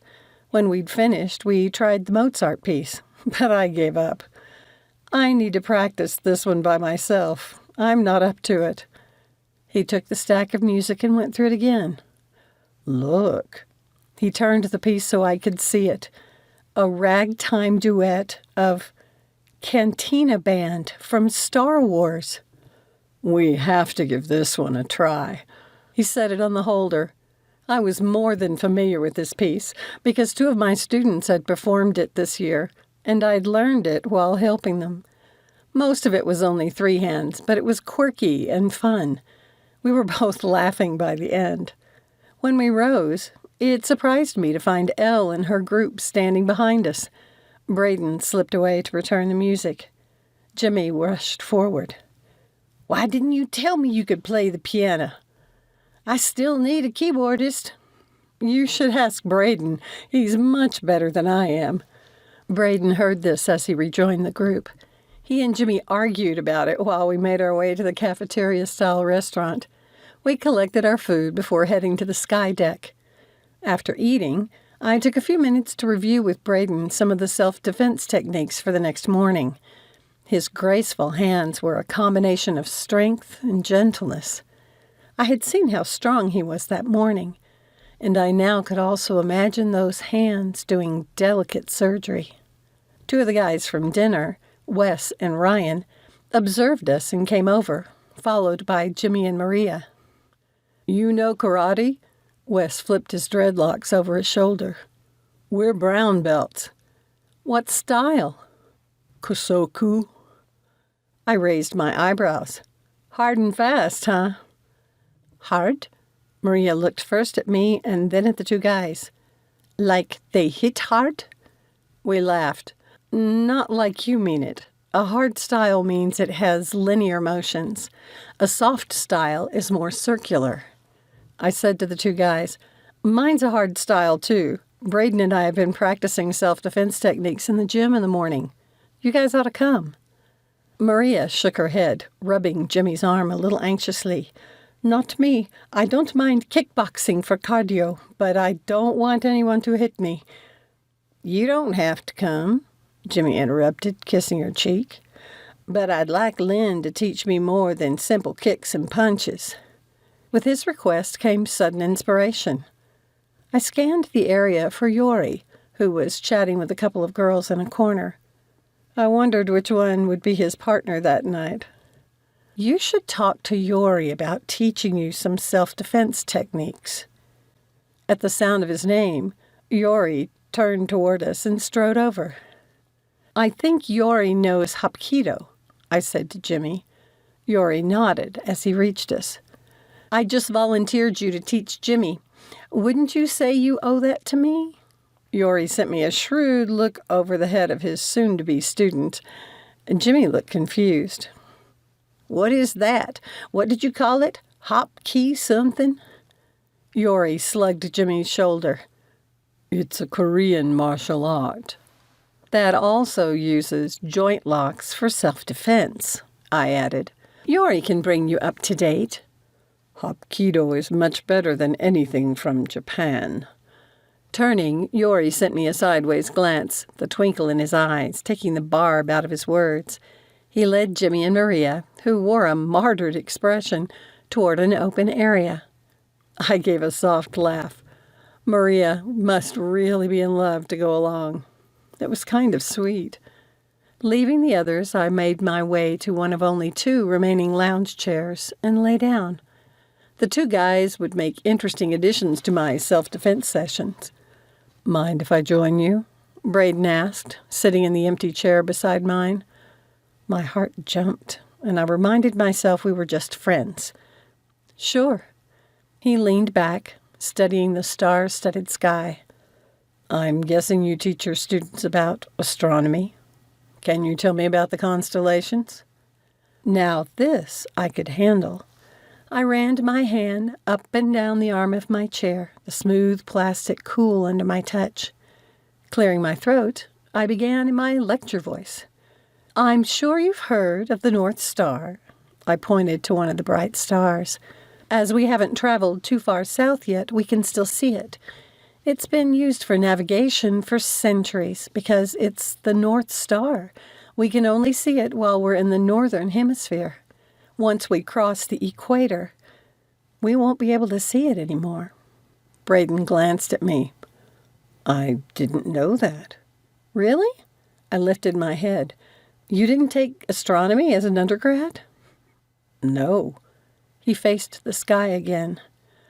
Pre-med requires plenty of other science courses. I take my students to Pikes Peak every spring to stargaze. Most people don't realize there isn't a bright star in the southern hemisphere. A south star, so to speak. Makes navigating harder. If we're going to get shipwrecked, we'd better do it before we cross the equator. Braedon chuckled. Well, you should be sure to mention it to the captain.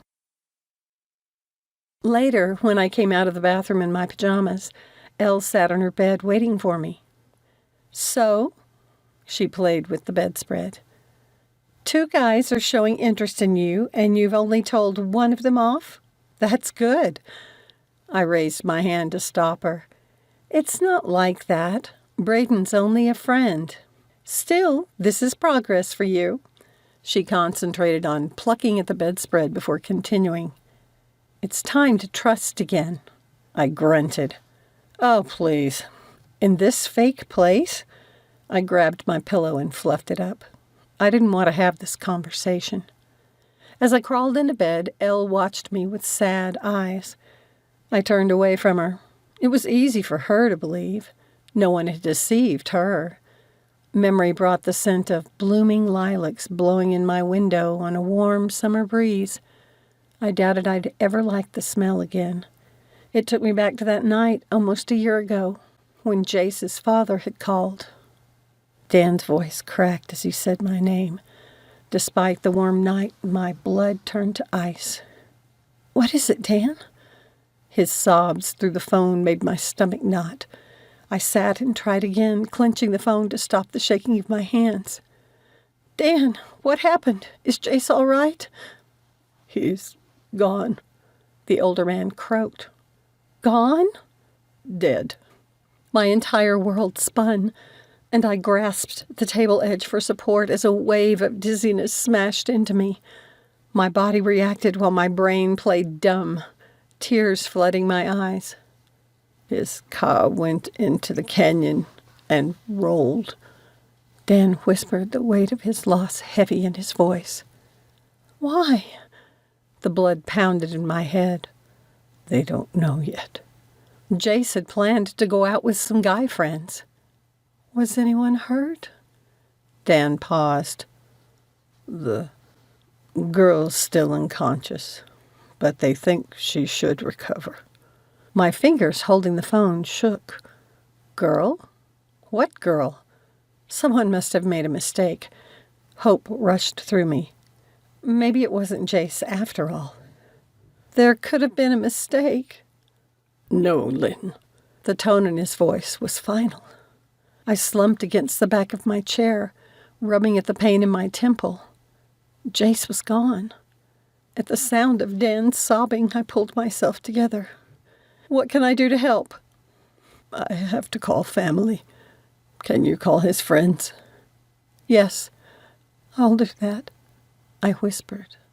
I felt like my insides were exposed, jagged nerves aching and burning with every breath.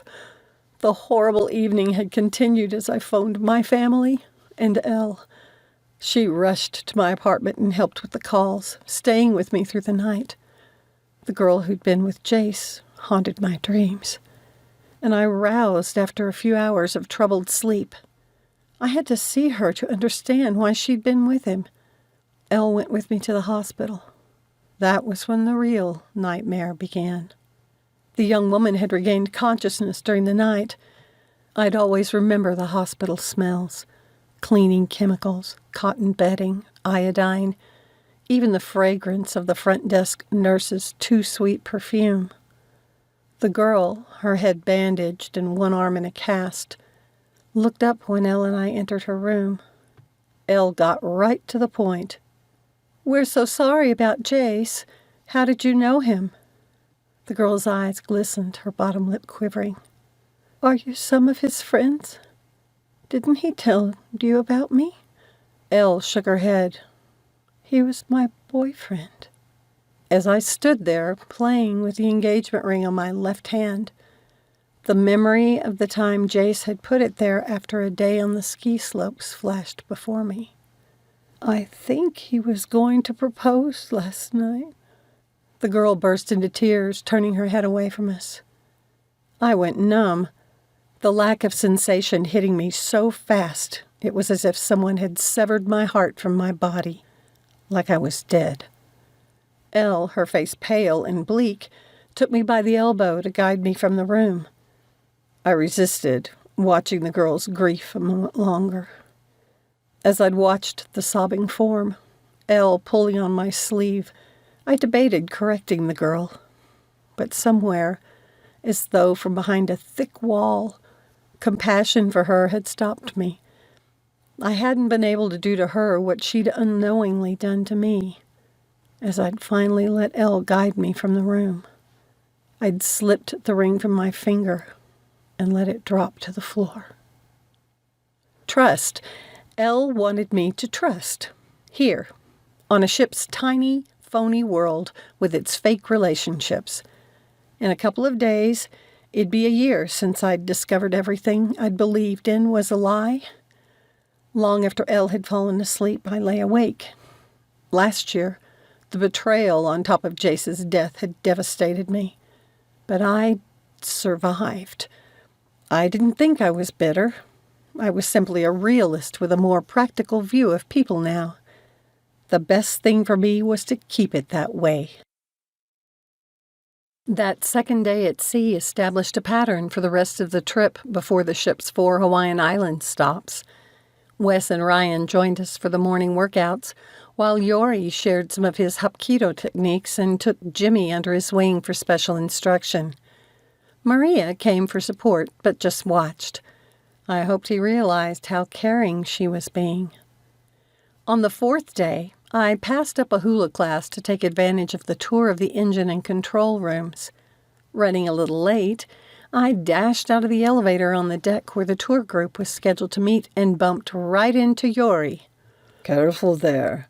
He grabbed my arm to keep me from falling as I bounced off him. Sorry. Everyone in the group stared at us. The ship's officer began his explanation, and the others gave him their attention. Yori leaned toward me and whispered, I didn't know you were into cutting classes. And I didn't know you were into engines. I snapped my mouth shut when the officer opened a door and led us down some narrow stairs into a noisy room. Yori signaled for me to go ahead down the narrow stairs and then joined me at the railing that overlooked the ship's huge engines. The warm air held a sharp tang of oil and paint, and crew members went about their business ignoring their audience. I glanced at Yori. He held a small notepad in his hands, his pencil making swift strokes on the paper. I leaned over to see what he was drawing, an older man in the tour group, and cast a shadow on his notepad in the process. He flashed me a cross look. I shifted a little and got so caught up watching him sketch that I forgot to listen to the officer's explanation. When we moved to the quieter bridge, I whispered, Are you a natural, or have you taken art classes? My electives were all art classes. He flipped his pad shut and indicated the officer who'd begun speaking again. The command center for the ship had a sophisticated array of computers to monitor the various aspects of the floating hotel. Yori seemed entranced by the view, and I asked, Do you ever draw landscapes? Sometimes. He flipped open his pad and showed me a couple of sketches of western ranch scenes with cattle and horses. One included a large log and stone ranch house with a huge bank of windows facing a distant mountain. Where's this? He chuckled, his tone rueful. I hope it's Braedon's family's ranch as he's described it to me. Yori closed the booklet and shifted his gaze to a group of passengers cavorting by the pool below. I'll always prefer to draw people, though. In a quiet voice, he asked, Do you ever wonder what their stories are? Why they came to be where they are at this time with these people? What drives them? He glanced at me. Is it love, adventure, greed? He faced the windows again and, so softly I almost couldn't hear, added, Is it pain? The raw agony in Yori's eyes made me stare at him, and I felt a sudden kinship. What had caused such pain? I regretted how testy I'd been with him after the incident in the gym. He'd been true to his word and never made another flirty comment. That's odd, Yori muttered, the hurt suddenly gone. I bent forward to see where he pointed his finger, kept down so that the others didn't notice. A ship's officer stood on lookout at the bank of windows. He'd raised his binoculars to peer off to the side, looking tense. In the distance, a small craft headed right toward the cruise ship. The officer snapped a few terse-sounding words in another language. I guessed Norwegian, since the ship originated from there. And the bridge crew jumped into action. Our tour guide hustled us from the room. Yori and I tried to hang back. A crewwoman stationed at the radio seemed to be trying to contact the other vessel as our guide finally pushed us out and shut the door. Chapter 7. What the? Yori scowled and looked at me, almost as though we'd choreographed the movement. Yori and I pushed past the other tour members waiting for the elevator and dashed up the stairs. We burst through the door onto the running deck. A few passengers had noticed the small vessel, but most seemed oblivious. My heart pounded as we leaned over the railing. The boat had come close. As we watched, the smaller vessel stopped. Yori and I stood silently with a handful of other passengers waiting for something to happen. Do you think they need help? An elderly woman asked. I'm glad they don't have trouble with Somali pirates here, her male companion said. Did they get those hostages back yet? The man shook his head. I shivered at the thought. The rusty vessel seemed dwarfed by the large cruise ship. It was difficult to tell much about the crew on it. They were partially hidden by bags of some kind stacked around the deck. Could there be men with weapons hidden behind them? Do you know what modern pirate ships look like? I whispered. Yori snorted. Do modern pirate ships have a look? He leaned farther out and peered more closely. I wish I had some binoculars. A dark-haired, dark-complexioned man on the other ship waved his arms. From above us came the sound of a lowering tender, one of the little lifeboats which doubled as transportation when the ship couldn't dock. We backed up a little as it dropped us, and I realized our section of the deck was getting crowded with other curious passengers. Yori put his mouth to my ear. He's got a gun. Beside the white-uniformed ship's officer sat a man with a sidearm at his waist. I was glad to know the cruise line had armed people on the ship, and that they kept it low-key. I nudged Yori's arm. And that guy has a rifle. Is it just a precaution? Once the tender was in the water, I could tell the men on it were tense. Was it because they didn't know what they were heading into? The man with the rifle took up a defensive position in the tender as the officer and 2 crewmen climbed aboard the other ship and disappeared from sight. As the minutes passed, more people crowded into our section.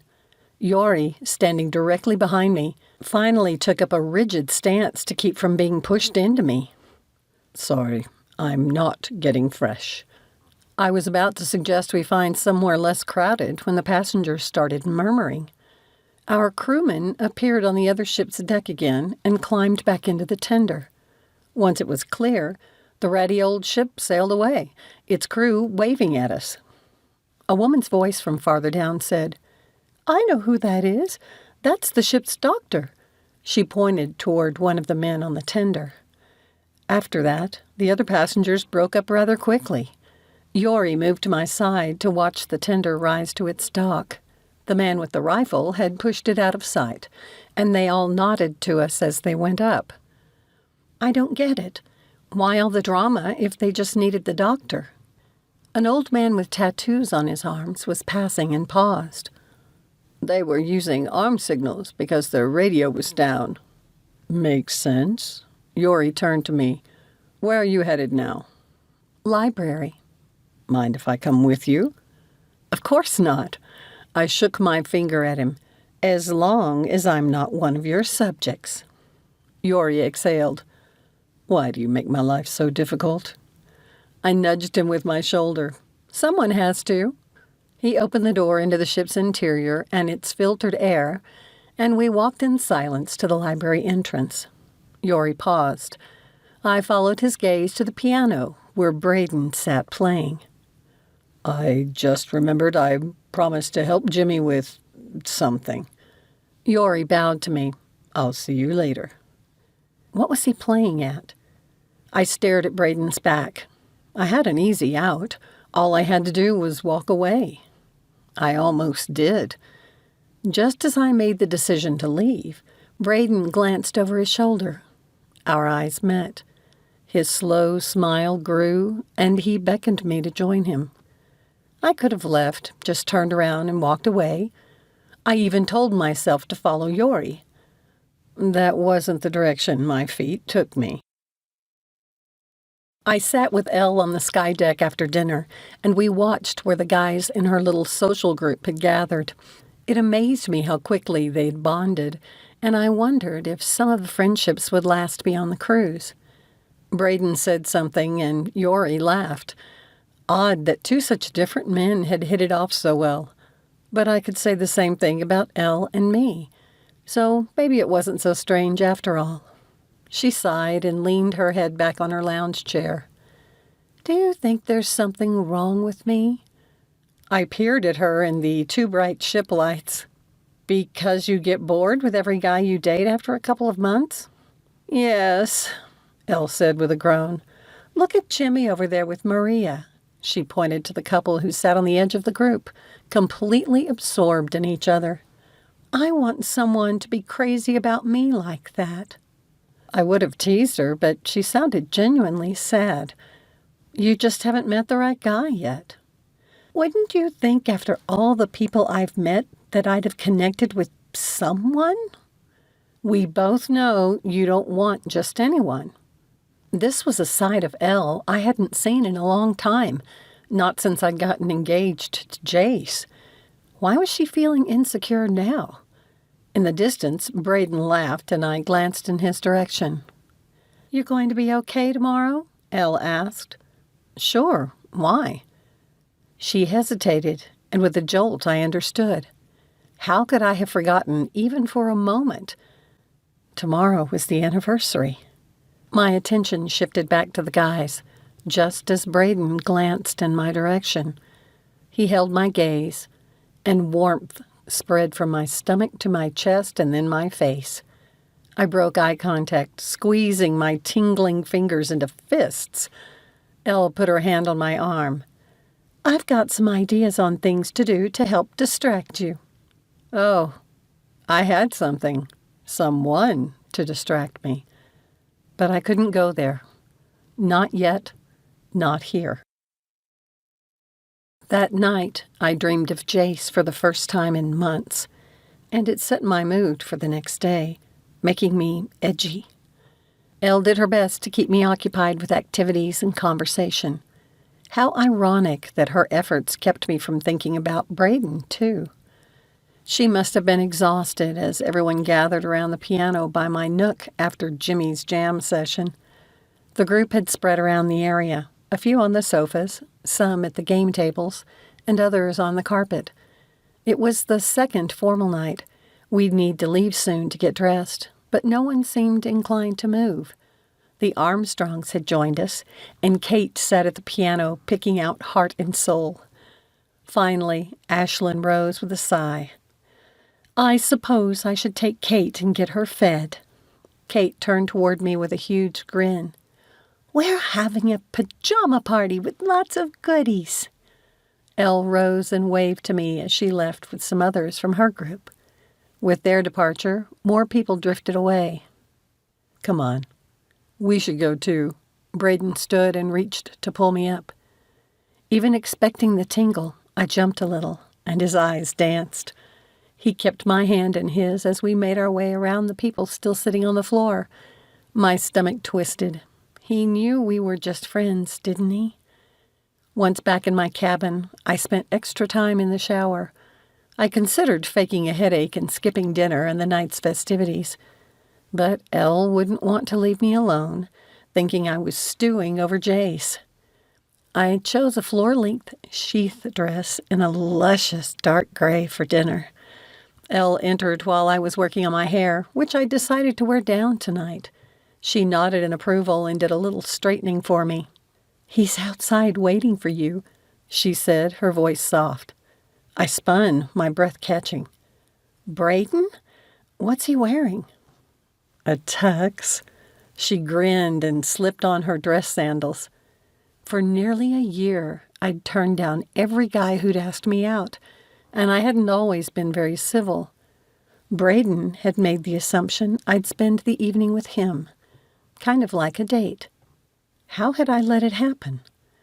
He stood outside my door, just as Elle had said, leaning against the wall and fiddling with one of his cufflinks. The tux made him swoon-worthy, and my knees shook a little. This was ridiculous. I was too old to act like this.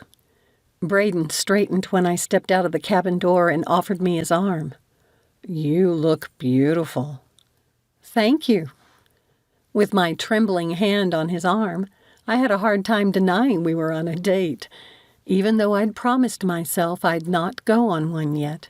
It didn't help that he wore the cologne I liked, the one which made me want to snuggle up against his neck and breathe him in. Elle might be right that it was time to move on. Maybe going on a date with Braedon tonight would be good for me. But it didn't change the fact I wasn't ready for more than friendship with him. As we made our way to the restaurant, Braedon pointed to a roaming photographer. "Come on, let's get our picture taken." So I stood with him to be photographed, like a couple. The Armstrongs were waiting for us when we finished, and the four of us continued to the restaurant. The steward seated us at a table across the room from where Elle and the others sat. She grinned at me, her expression full of encouragement. Yori leaned back in his chair to get a good look at me and mouthed, "Wow." I couldn't help but smile and settled down to what ended up being a pleasant dinner. Braedon and the Armstrongs had always set me at ease with their comfortable camaraderie. The dinner discussion flowed easily from the restaurant to the Explorers Lounge where the chamber group played. As we listened, Braedon's arm rested lightly on the couch behind my shoulders. I had no idea what music the chamber group played because I couldn't think of anything but the proximity of his arm, worrying that he might bring it around my shoulders, or that he might not. My obsession with it made me feel like I was in high school. I couldn't lie to myself anymore. For the first time in a year, a part of me wanted a man's attention. This man's attention. It opened a world that frightened me to death, one where I could be hurt again. In this world of temporary relationships, how could I trust my feelings? The tension in my neck muscles made my head pound. The four of us found seats on the lounge's balcony for the floor show.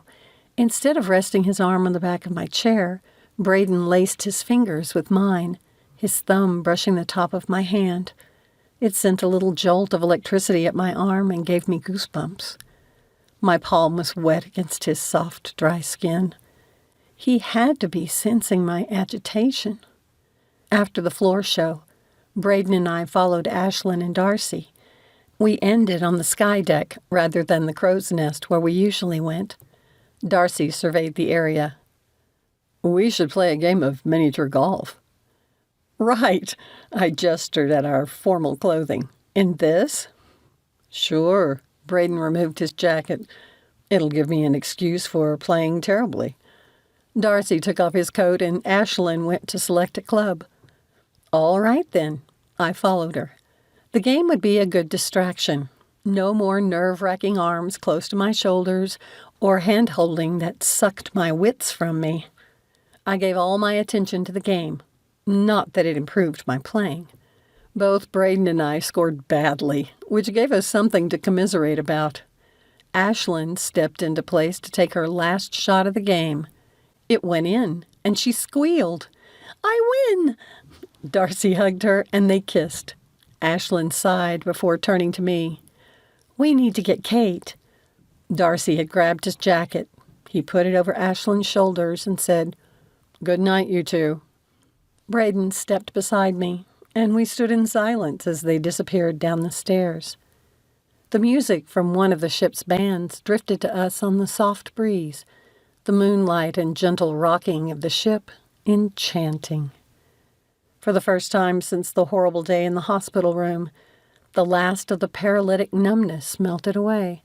I felt alive again, and exhilaration washed over me. For a moment, I thought I might float away, free from the chains which had bound me. I wanted to throw my arms up in the air and let loose a cry of joy. I even raised my hands from my side, but I caught Braedon watching me with the hint of a smile. Braedon. A little chain reached up and gripped me, pulling me back to reality. I dropped my arms. I might have experienced a huge moment for me, but I couldn't forget where I was. His expression now unsure, he held up his club. "Should we play another game?" "Okay." I stepped toward the first hole and tripped on my skirt. "Oh, no!" I leaned over to examine the fabric. It tore. Braedon bent to look at the hem. "Then we should postpone our game to another day." Dang, but he smelled good. I clenched my shaking hand to stop it from reaching over and brushing aside a strand of hair which had fallen over his eye. While he returned to the clubs and balls, I debated how to get us down the stairs without being too obvious. I'd be less likely to do something stupid, something premature, around other people. Then Elle's earlier comments came to mind. She'd be proud of my epiphany and what it meant for me, but she'd tell me I needed to press on. Maybe she was right. Maybe I should see what happened. I stepped to the rail overlooking the ocean. Braedon came to stand beside me, and we faced the water in silence. The soft wind blew a strand of my hair in front of him. He caught it in his hand and began rolling it between his fingers. My already pounding heart sped up. Braedon released the strand and laid his hand softly on my shoulder. My breath caught and old habits kicked in. I stepped out from under his hand as I turned toward him and asked in a rush, "So where did you attend medical school?" Braedon dropped his hand and watched me, a slight crease between his brows. "Harvard." I clutched my fists at my side, forcing them to stay there. "Where did you go for your thoracic training?" "The Mayo Clinic." He moved closer. Blood pounded in my ears. I wanted to run away. I wanted to step closer. "Where do you work?" "Cornell University Medical Center." He lifted his hand toward my face. "What's wrong, Lyn?" I could hardly breathe. Never in my life, not even with Jace, had I been such a ditz over a man. I met Braedon's dark eyes. His gaze dropped to my mouth. Memory of the first time Jace had kissed me rushed back. My old defenses flew up and I stepped back. I might feel alive again, but my raw emotions hadn't forgotten the old pain. As much as I might want to be, I wasn't ready. "I can't." I opened my mouth to say more, to explain, but those words refused to come. "I have to go." Like Cinderella faced with reality, I fled. Chapter 8. My night was full of both pleasant dreams and dreadful nightmares. I knew leaving Braedon alone on the sky deck had been the smart choice, but leaving him with no explanation had been wrong. I woke bleary-eyed and sat by Elle, talking about the sights while we rode the tour bus to the Maui Ocean Center. Walking around the aquarium, I occupied myself by taking notes for the next school year. I knew my not-quite-right behavior didn't fool Elle. Normally, the collection of gardens around the Io Needle, the mountain overlooking the site where the Maui king had stood in his final battle against King Kamehameha, would have had me gushing. It didn't. When we returned to the ship, Elle got dressed for the sailing party. I sat in the chair with my feet curled under me and stared at the balcony. This was all my fault. I needed to explain to Braedon, but there was no way I'd do it with an audience. You're not going to wear that, are you? Elle fastened her necklace. I laid my head on the arm of the chair. I'll eat in tonight, but I may come up for the sailing party later. Elle raised an eyebrow. Did you and Braedon have a fight? No, I answered a little too sharply. She scrutinized me for a moment, doubtful. Well, get some rest. We've got lots to see tomorrow. I ordered a light supper and watched from the window as the ship left the dock. I could have spared all of this if I'd just stuck to my plan. Just because an intriguing surgeon got dressed up in a tux didn't mean I had to spend the evening with him. After a while, I went up to the party on the Lido.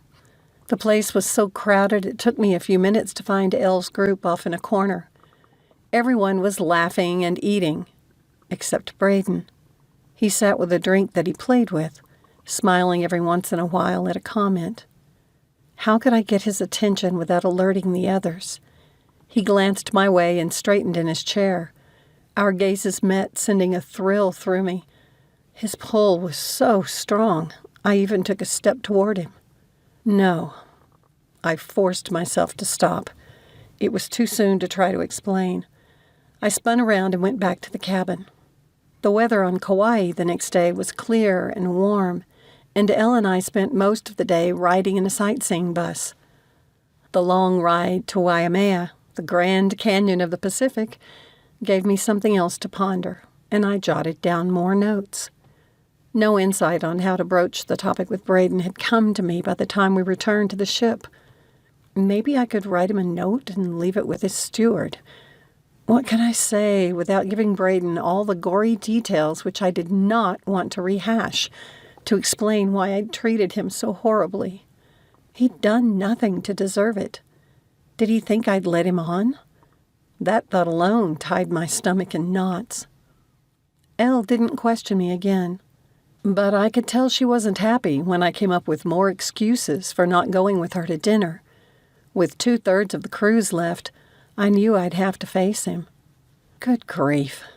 Whoever thought being locked up with the same people for 4 weeks was a good idea anyway? The milder weather made it a comfortable trip to Pearl Harbor. By the time we finished a tour of the Arizona Memorial and the battleship Missouri, it begun to sprinkle. I was glad to get back to the ship, curl up in bed, and fall asleep. I woke to find Elle gone and the hour late. Her note stuck on the television said I could join her in the crow's nest. Bless her. She knew me well enough to give me space to work things out myself. I couldn't stand being stuck in the cabin another night, though. To ensure I wouldn't see anyone from the group, I slipped into the ship's movie theater. The film had already started, and I let the mindless action play in the background of my mind. The last island stop before we headed for American Samoa was Kona. The day had seemed promising when we'd signed up to go on a catamaran snorkeling excursion.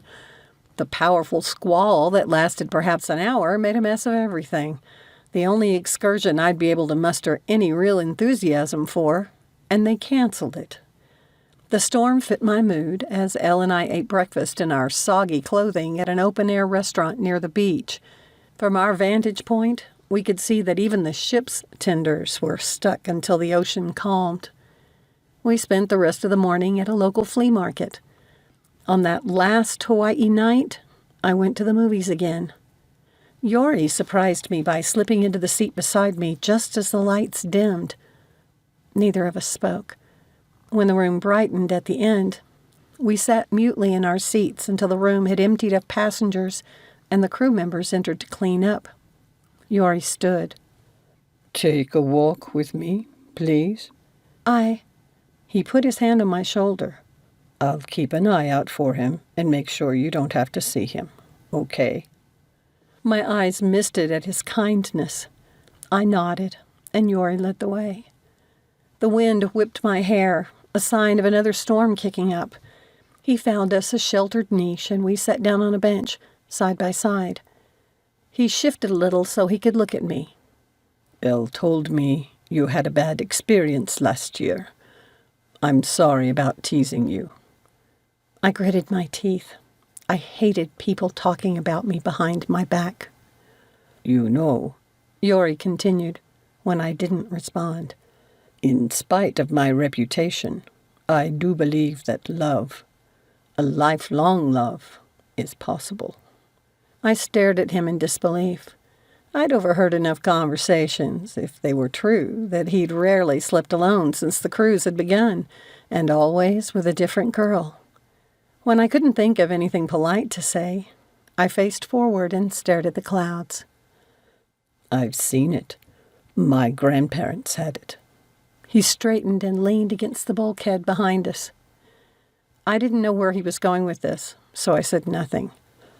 You know, you light up whenever you see him.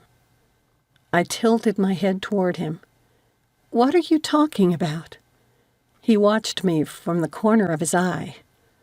Braedon, you practically glow when you're around him. No way was I going to talk about Braedon. I stood, but Yori pulled me back down beside him. I would love to have a woman look at me like that. He released my wrist and stared at his hands, now clasped loosely before him. Oh, please, I've seen how women look at you. He shook his head. It's not the same thing. He glanced at me before returning his gaze to his hands. It's shallow. They only care about the attractive package and have no interest in the man inside. And you care so much about them? I got the impression you liked the emotional distance. He winced. Ouch. The hypocrite gets it right in the heart. He mimed being stabbed in the chest and then met my gaze, his face serious. I liked the attention when I was younger. It fed my ego, and I thought it validated me. What happened to you, Yori? I asked. He leaned his head back against the wall and exhaled a deep breath. Your first time ought to be with someone you love. How old were you? 15. His voice was soft, his eyes closed. And she was my brother's wife. She liked to be a boy's first experience. When I confessed, it tore the family apart. My heart tightened for him, and I squeezed his hand.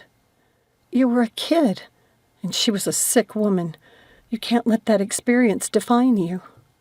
You must see the irony of two emotional cripples giving each other advice on romance. Yori poked at my arm. But this isn't about me. It's about you running away from someone you should be running to. I straightened. Yori, I don't... Listen to me. He grabbed my hand. I wasn't kidding about you and Braedon. Something good is happening to you. Don't throw it away. It's special and it's rare. I've taken the time to get to know Braedon. He won't disappoint you if you give him a chance. Yori stood and offered me his hand. I took it, and he slid my fingers around his arm, silent as he walked me to my cabin door. Think about it, he said before he left. Once in the empty cabin, I meditated on what Yori had said. Was I an emotional cripple? Would Jace win by making me afraid to trust anyone again? But even if I could trust again, was this the place? I hadn't seen Braedon for 4 days. I wanted to cry. I woke early on the 11th day of the cruise, our first full day back at sea. The ocean was rough again, which seemed a fitting setting. It also meant the group wouldn't gather for our self-defense session. So much for pulling Braedon aside and talking to him there. The light by Elle's bed flicked on. No practice this morning? I shielded my eyes against the sudden glare. It's too rough. She sat up in bed, rubbing her eyes. Braedon's been as mopey as you. Are you going to tell me what's going on? You are right. He wants more than friendship. What's wrong with that? What scares you about dating on a ship? I heaved a sigh and waved my hands. All of this. I don't understand. It's all a fairy tale. I sat up, throwing my blanket from me. All this luxury and great food and pampering servants. All we do is party and have fun with attractive people while we visit exotic places. You're not making any sense, Lyn. If you're so afraid of connecting with people here, why do you go out of your way to make them feel comfortable and confide in you? I don't. Oh, please, she crossed her arms. All you have to do is talk with people, and they're spilling their innermost secrets to you. You've always been able to do that. She sighed. Until a year ago. I think it's healthy that it's coming back. I stood and rubbed my pounding temples, the memory of my pain in that hospital room vivid enough to make my eyes burn. I trusted a fairy tale once, Elle. I won't do it again. Turning, I retreated to the bathroom, undressed, and cried in the shower. Chapter 9. Elle remained silent when I came out. She slipped into the bathroom for her own shower. I dressed and tried to put on some makeup. It seemed pointless to work on my red nose and puffy eyes, so I blew my hair dry first. I said nothing when she came out. She didn't either, which was just as well since I didn't want to talk about it anymore. She put on her clothes, and I stepped beside her at the mirror to finish applying my makeup. "I'm sorry," she said softly. "I didn't mean to push you." Elle had been such a stalwart friend and supporter. She must be tired of me. "I didn't know my feelings were still so raw," I admitted. She paused and raised her eyebrows. "I'm not sure it's—" She stopped herself before saying Jace's name aloud. Your past, that's the problem. I think you're afraid because you care a lot for Braedon." My chest ached. She was right about him, but it changed nothing. It's not like we'd see each other after the cruise. I'd been right not to let things go any further. If I'd been smart, I'd have stopped it before I'd given him the wrong impression. After the cruise, we'd both go back to our lives and forget all about this. When we'd finished in silence, Elle faced me. "We have a social problem we need to decide how to handle." I knew what she meant. The only way for me to ignore Braedon completely was to keep to myself. Elle would never stand for that. Yet I couldn't subject everyone in the group to the awkwardness between Braedon and me. I sighed. "Lyn, you need to tell him." "What, you didn't tell him like you told Yori?" Elle averted her gaze. "Braedon needs to hear this from you. Don't you think he has the right to know why you've been avoiding him? Everyone's been asking him if you guys had a fight." She was right. Again. I'd allowed my grief and fear to turn me into a terrible person. I should have talked to him days ago, forged my way through the embarrassment. Only Elle understood the hell I'd been through the last year, and none of it was Braedon's fault. He deserved better. "I'll talk to him." I dropped into the chair. Her expression lightened. "You will?" Elle, the eternal romantic. "I'd meant to do it this morning before class when we'd have some privacy. That's all. You don't really think the nice doctor will sweep me off my feet and we'll ride off into the sunset and live happily ever after?" "It sounds stupid when you put it like that, but I don't think I deserve your sarcasm." "You're right. I'm sorry," I said, remembering all she'd done for me. "But admit it. You thought that could happen, didn't you?" "It still could." Her eyes pleaded with me to make it so. As if he'd even talked to me after. I squeezed my lips shut. She was sucking me into it. "Stop it, Elle. Please." She heaved out a breath. "Fine. We're late for breakfast." By the time we got there, only 2 empty chairs remained at the large table where the group sat. One was by Yori and the other by Braedon. I lengthened my stride and passed Elle to take the seat by Yori, across the table from Braedon. "Good morning, everyone." With hands like ice, I placed a napkin in my lap. Maria picked up her juice glass. "Nice to see you are feeling better. I'm glad no one else got sick, too." Me too, I mumbled, sneaking a quick look at Braedon before lifting my menu. He watched me, his expression dark, brows knit. I felt an almost overwhelming urge to reach across the table and wipe the frown from his face. Instead, I asked Yori, "What are you having?" He leaned inside my menu and whispered, "Have you talked to him?" "Stay out of it," I hissed. "You're an idiot."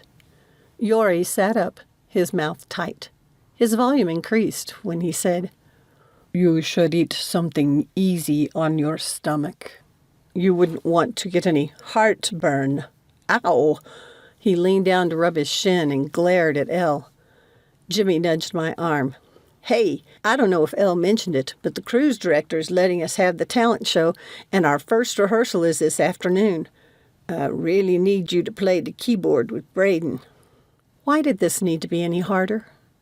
"I'm not interested in performing." "But Braedon wrote you a special part." Surprised and more than little curious, I looked at Braedon. He shrugged. "You volunteered me to play the piano for him, remember?" He glanced at Jimmy, who stared at me, his hands together as if in prayer, his eyes beseeching. "When did you write music for me?" I asked Braedon. He didn't even blink. "I've had a lot of free evenings lately." I'd hurt him, or embarrassed him. Why had he taken the time to compose music for me? "Elle, what are you doing to help Jimmy?" I asked. "Costumes, of course." She gave me a "you can't be that selfish" look. "You'll help Jimmy, won't you?" Maria asked. All eyes rested on me. "Please," Jimmy begged. "Having 2 people on the keyboard will make our performance epic." He'd told me this trip was to be his last hurrah before he bowed to his parents' plans. The talent show was his one chance to perform power metal before an audience. If nothing else, I owed Elle for putting up with my melodrama during the Hawaii days. Besides, I was an adult. I knew how to be pleasant to people I didn't like, or liked too much.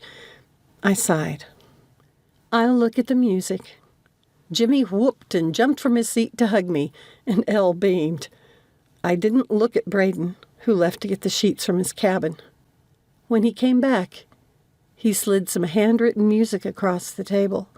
I picked it up and read through the piece, surprised at what he'd written. It was perfect for me. The music was a descant to one of Jimmy's favorite songs, "Shining Star" by Kinslayer. As I played the notes in my mind, I felt a chill at its beauty. My hands itched to play it on the keyboard. At the end of the meal, I held back while the others rose. Braedon had remained in his chair. I clutched my cold hands on the table before me, my heart pounding as I waited for us to be alone.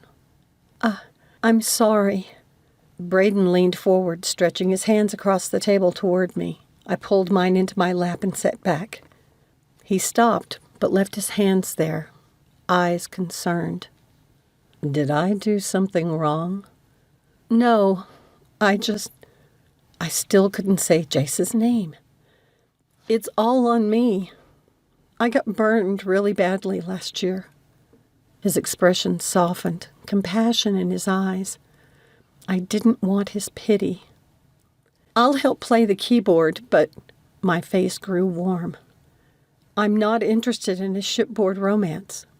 He met my gaze. "Neither am I." My heart fluttered, and I swallowed, unsure how to respond. What did he mean by that? No. I clenched my fists so tight they went numb. It didn't matter. I just want to be acquaintances. Acquaintances. Braedon pulled his hands to his lap and leaned back in his chair, mirroring my posture. Not even friends? Jace's charming face flashed through my mind, followed by a memory of the hospital room. I'm just not ready. I stood and hurried from the restaurant, leaving him alone. Again. I passed Yori where he stood watching us by the entrance.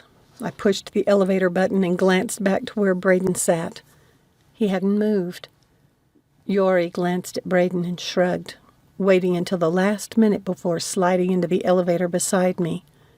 As the doors closed, he put his arm around me. "It'll be okay," he said, just like my brother had done a year ago. Yori became my shadow. He was always nearby to help if things became awkward. When I went to the library, he came along to sketch, never bothering me, but always there in the background. In the morning self-defense sessions, Yori served as my new partner. Braedon maintained a pleasant manner and continued to come to all the group activities. He only spoke to me if the situation required it, though I caught him watching me several times. His expression reminded me of someone trying to solve a puzzle without all the pieces. Rehearsals were the most awkward. Braedon and I had to stand side by side at the electronic keyboard, playing the notes he had written for me. I couldn't get the lovely music out of my mind. I caught myself humming it several times, the lingering descant haunting my dreams. The day before we reached American Samoa, everyone gathered backstage after lunch for the performance. Elle gave us our costumes, consisting of an eclectic assortment of black formal attire and leather boots. All the costumes included decorative chains and spiky jewelry, which looked suspiciously like they'd been purchased at a pet store. She had worked on them in the evenings while I had been so self-absorbed. Jimmy had arranged for us to perform last, after a parade of passenger acts that included everything from a little girl singing Over the Rainbow to an old man whistling the William Tell Overture through his dentures while doing percussion on his chest and thighs. When our turn came, we took our places on the stage behind the closed curtain. Jimmy got himself set up and glanced back at us to make sure we were ready. With his right hand raised, he bowed his head for a few seconds before dropping his arm. As it fell, the curtain opened, and he lifted his head while shifting into the perfect metal rock star pose. Springing forward, Jimmy cried, "Are you ready?" The crowd screamed their agreement. Drawn by the audience's enthusiasm, more people came into the lounge. Jimmy paced the stage like a caged animal before throwing his arms above his head, clapping his hands and yelling, "What will you do?" The lead guitarist began a complicated riff, and the audience got up and clapped with the beat. At a signal from Jimmy, the drummer and the bass followed the guitarist. After a few measures, Braedon and I joined the song on the keyboard, and Jimmy began to sing. He dazzled them. It was like someone else inhabited his body, energy emanating from him. Jimmy connected with the audience, and they loved him. He could feel it, and he seemed to draw even more energy from it. He hadn't been like this in the practices. I understood it to a degree. Performing with an audience always made me feel like I had become part of something bigger than myself. I forgot to be self-conscious. By the end of the song, everyone in the audience who could stand was on their feet, cheering and screaming for an encore. Savvy Jimmy had prepared us for this possibility, and we had a second song ready. At the end, I stared at my shaking hands. "Wow. I think he'll be famous someday," Braedon said, watching as Jimmy bent down to talk with audience members who'd rushed the stage to meet him. "I think you may be right." After congratulating Jimmy, Yori jumped up the stairs, hugged me, and then clapped Braedon on the back. "None of the practices prepared me for that. It was nothing short of amazing." Yori eyed Jimmy. "I've got a friend who's a promoter. I'll do everything I can to get Jimmy in to meet him." Applause greeted us as we entered the restaurant for our celebratory dinner. Jimmy accepted their acknowledgement with Maria on his arm, waving to the crowd. The party continued on the sky deck, where we finalized plans for our Pongo Pongo snorkeling trip the next morning. The entire group had signed up for it. Chapter 10. Yori straightened my face mask as he treaded water beside me. "You good?" "Yeah, I think so." We played around in the water for a while before I felt ready to try snorkeling. I pointed to one of the girls, waving her arms at him. "You'd better hurry. I think she needs your help more than I do." After he left, I floated, swirling my hands and flippered feet in the water. I wanted to remember all the details, the comforting warmth of the crystalline water on my skin and the soft caress of the breeze as it ruffled a few strands of my hair. The small island with its pristine beach lay a short distance to one side, and the catamaran floated in the little bay on my other side. The catamaran was a sweet little vessel, much smaller than the ones I'd seen around Hawaii. It sat low on the water with 2 sections of trampoline made from white rope in the front. Unlike larger vessels, this one had only a simple canopy with no walls. After a review of Yori's instructions, I closed my lips over the snorkeling mouthpiece. When I slipped my face into the water, I almost gasped. The view under the surface made it seem as though I'd put on magical glasses, which revealed a secret, chaotic world of multicolored fish glowing in the reflected light of the sun. As I kicked my fins, the fish flitted around but didn't move too far away. A few even came close enough to tickle my legs. Something was causing my right eye to burn. I pulled my head from the water and removed the mask. A small amount of seawater dripped from the interior. I shook it out before putting the mask on again and adjusting it. As soon as I put my face back in the water, my right eye burned again. Groaning, I lifted my head and tried tightening the straps. "Something wrong?" Braedon appeared at my side and held out his hand for the mask. I gave it to him. It took all my control to maintain a level voice as I explained the problem. Braedon put the mask back on me and adjusted the straps. He took my jaw in his hand and gently twisted my chin back and forth, scrutinizing the fit. At his touch, my cheeks flamed.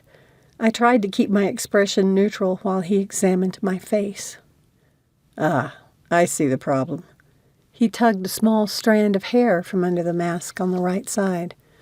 "Your hair was letting water get through. Try it now."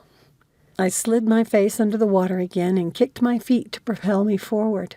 No stinging right eye. I looked up, treading water, and faced him. "That fixed it." "Great. Did you see the shark?" At the word, I jerked up my feet, whipping my head from side to side. Braedon chuckled. "It's just a white-tip reef shark. They're not dangerous and leave people alone. I'll get a picture of it for you." With a twist, he dove under the surface. "Wait!" I tried to grab his arm to stop him, but he was already out of reach. With shaking hands, I slipped the mouthpiece in place. Through the mask, I could make out his form sliding through a kaleidoscope of fish that darted away from him, opening my field of vision to large rocks in the bottom. I blinked back dizziness at the side of the fin that identified the small shark.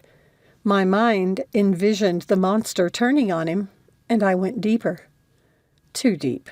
Ocean water poured through the snorkel tube, and I inhaled the salty liquid. I launched back to the surface and ripped off the gear, choking and gasping for air. Yori was beside me in a few strokes and helped keep me afloat while I hacked. By the time Braedon resurfaced, my coughing had lessened, but my throat was raw. He tore off his headpiece and hurried over.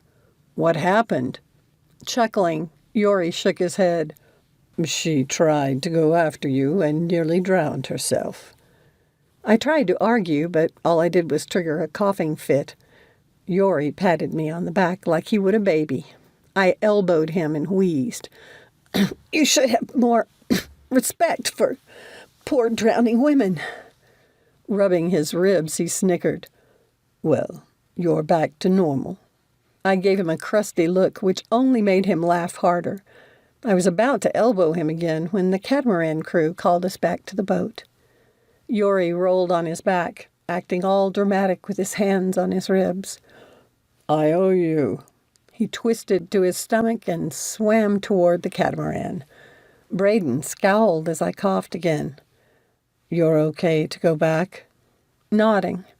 I stretched my hands toward the catamaran, still holding the face mask, and kicked my flippers.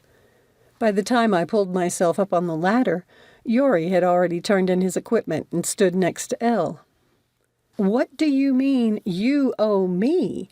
I tossed my gear in the box. "What did I do?" Yori touched his rib, faking a grimace. "I owe you some payback for the assault." He grinned and followed Elle to the main group under the canopy. She glanced back at me with a quizzical face. I sighed. Braedon came up beside me. "You two act like siblings sometimes." "Yeah, well, sometimes he does remind me of my younger brother." When the captain started the engine, I moved toward the trampoline, sorry to see the crew had lashed the sail. It appeared there'd be no more wind sailing. I joined Jimmy and Maria on the netting, which was on the opposite side of the boat from Yori. Braedon followed. "I got a decent picture of the shark." "We heard about that thing. Can we see it?" Jimmy and Maria made room on the trampoline. Braedon sat next to them, pulled his camera from his underwater case, and turned it on for the others to see. While they checked it out, I purposefully didn't look that way and dried off. I slipped a cover up over my tankini before lying on the netting. It'd been a long morning, and my eyelids were heavy. We had one more island to visit where we'd eat our box lunches and then head back to Pongo Pongo. I was so relaxed, I barely noticed when Braedon reclined a couple of feet from me. I opened my eyes at the movement and found him watching me. It must have been his peaceful gaze combined with my fatigue, which kept me from searching for an excuse to move. "Would you like to see the picture?" I shivered and closed my eyes again. I hate sharks. Jimmy let out a satisfied sigh. "I wish every day was like this." I glanced over where he and Maria lay cuddled on Braedon's other side. "We might tire of it if we did this every day." I yawned. "Nah, I wouldn't." His eyes closed, a contented grin growing up his cheeks. I'd just drifted to sleep when a loud crack jerked me awake. Braedon jumped up, lunging forward. Someone screamed. Chapter 11. Trying to make sense of what was happening, I struggled across the netting to the main deck. At another sharp crack, I jolted. Only then did my brain tell me the sound might be gunfire, but that made little sense. Jimmy and Braedon were the first off the trampoline. They stopped abruptly, both raising their hands. Like in a movie. I tried to look around Braedon, but he threw out one of his hands, keeping me behind him. A voice shouted for him to stop. Braedon's hand froze. "Move aside," the voice barked. His shoulders rigid. Braedon hesitated before doing what he was told. One crewman stood before us with an AK-47 pointed at Braedon, but his gaze rested on me. My stomach lurched, and the scene before me took on a surreal, nightmarish quality. The Asian crewman glared at us, but his hands shook as they gripped the rifle. What if he squeezed the trigger by mistake? Fear tightened my chest, making it hard to breathe. "Move down," the other crewman bellowed, his rifle indicating the settee where everyone else huddled. Near me, Maria gasped. The captain lay on the deck, dark blood pooling around his sprawled body. A wave of nausea twisted my stomach, and I looked away, my body shaking. How could this be happening? As we moved closer to the others, I caught Yori's gaze across the settee. His eyes blazed. Elle cried into his chest while the others huddled away from the body. "I'm a doctor," Braedon pointed to the body. "May I examine him?" The crewman turned pirate nearest us sneered. "You can toss him in the water." Braedon's jaw muscles tensed, his eyes narrowing. "I'll need help." "I'll do it," Jimmy offered, his fists clenched at his sides. The gunman grunted his approval. Jimmy followed Braedon over to the body, his Adam's apple convulsing. I took Maria's icy hand. She clutched mine, moaning as she watched them, her eyes darting away from the body. Braedon checked for a pulse first and shook his head. They carried the body to the back of the boat, where they dropped the captain into the water. A blood stain ran the full length of the white netting. When they returned, Braedon's tight expression and Jimmy's pale face did nothing to calm my stomach. I released Maria's hand, and Jimmy put his arm around her. I huddled close to Braedon, unable to stop staring at the pool of blood on the deck. Just a few minutes ago, it'd been inside a living, breathing man. I shivered, wanting to be gone, be home. One pirate started the boat's engine, making me jump. In the chaos, I hadn't noticed anyone shut it off. A girl by Elle let out a sob. The Asian pointed the rifle at her, his hands twitching. "Quiet!" Everyone became still, but not for long. "Where are you taking us?" Wes called. The man at the wheel looked like a different person than the one who'd passed out drinks to everyone a few hours ago. "You'll find out soon enough." Wes swore, leaping at the pirate nearest him. The man swung the rifle, striking Wes in the face and dropping him to the deck. The pirate at the wheel trained his gun on us. His companion kicked Wes in the stomach before backing up with a sneer. Braedon made a move toward Wes, but their captor growled and Braedon froze. Ryan and Yori helped Wes back on his seat and pressed someone's shirt against the cut on his jaw. My mind was a whirl. For years I'd trained in the martial arts and self-defense. None of it did me any good against semi-automatic weapons. The pirate near us leered at me in a way that sent a chill up my spine. What were they planning? I scanned the row of passengers, half of them young women. The man at the wheel had been watching me. He must have liked the look on my face. He smirked, steering the pirated catamaran further away from American Samoa. As we sat crammed in 2 rows along the edge of the settee during the interminable journey, the fear was palpable.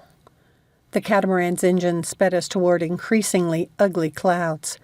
I couldn't get the pirate's look out of my mind. It made me feel dirty.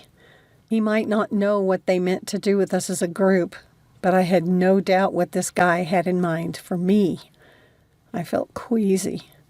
When I looked at Elle, she stared at me glumly. Beside her, Yori's face reflected the darkness of the gathering storm in the distance. Small waves from the churning water splattered my back, making me shiver. Jimmy, who'd been fidgeting beside me for a while, muttered, "We have to do something." "Against guns?" I breathed. The pirate on guard gave us a withering look. We went silent, but Jimmy kept exchanging glances with Wes between glares at our captors. A sudden slow-motion scene played in my mind of Jimmy and Wes making mad rushes at the pirates, who simply squeezed their triggers and sprayed the group. I clutched my stomach, the muscles knotting at the thought of either of them trying to do something by themselves, of their bodies lying on the deck, their blood spilling into the wood. The pirates had already shown with the captain what they were capable of. I doubted they'd limit themselves to simply hurting the guys next time. What did they want with us anyway? I tried not to think about the leer. Surely they couldn't just want us for that. Please let it be for ransom. But that made little sense either. My family didn't have money, and neither did Elle's. Were the pirates thinking to get money from the cruise line? I couldn't imagine them getting anything from the U.S. government, which I didn't think would bargain. But our government might send in people to negotiate our release. And America had snipers. If we were patient and did what the pirates said, there might be a chance for rescue. But could we take the chance that help would come? If we fought, it'd have to be a coordinated effort. But how could we do that if we were all lined up like this? My head hurt, and I rubbed my temple as a strand of my hair whipped across my face. The wind had picked up. Jimmy pointed to the horizon. "Look." Against a backdrop of black clouds, Trimmed with a fading reddish-orange glow from the setting sun, I made out what looked like the shadow of another boat. Adrenaline shot through me. It might be an American military vessel. But then the pirates started jabbering to each other, excited. If they were happy, it couldn't be good news for us. "We should have tried to jump them earlier," Jimmy grumbled, his eyes tight.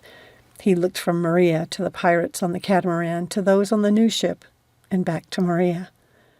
I leaned forward, peering across the settee, my mind racing. What if some of us decided to try to take the boat back? Did we have the right to put everyone at risk? The pirate nearest us gave Maria another one of those looks, the hint of a smile on his face. Jimmy tensed beside me. We had to have a plan in case we had an opportunity to do something. I straightened. Braedon put his arm around my shoulders and turned his face into my hair near my ear. "What are you thinking?"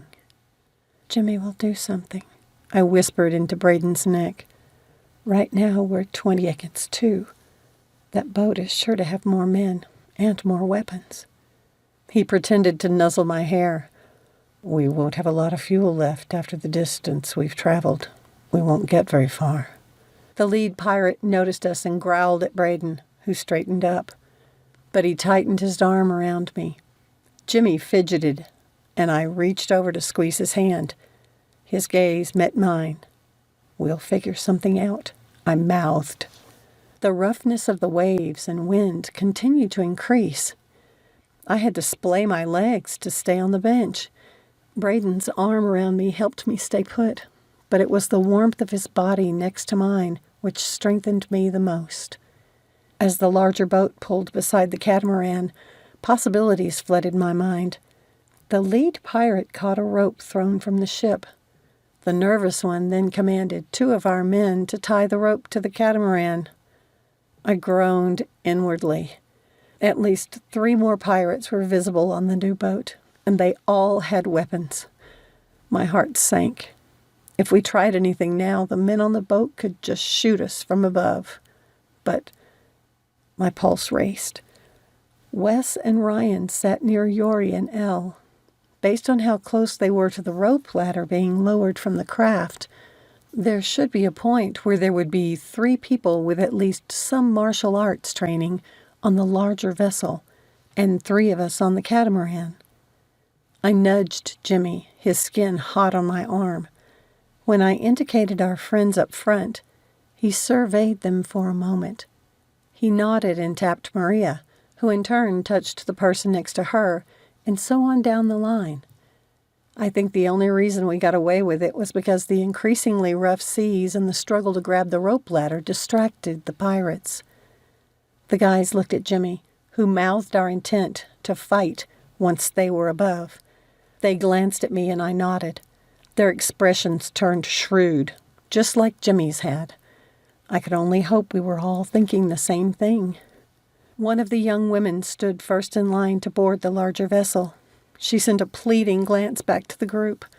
Her eyes had turned glassy, her breathing ragged.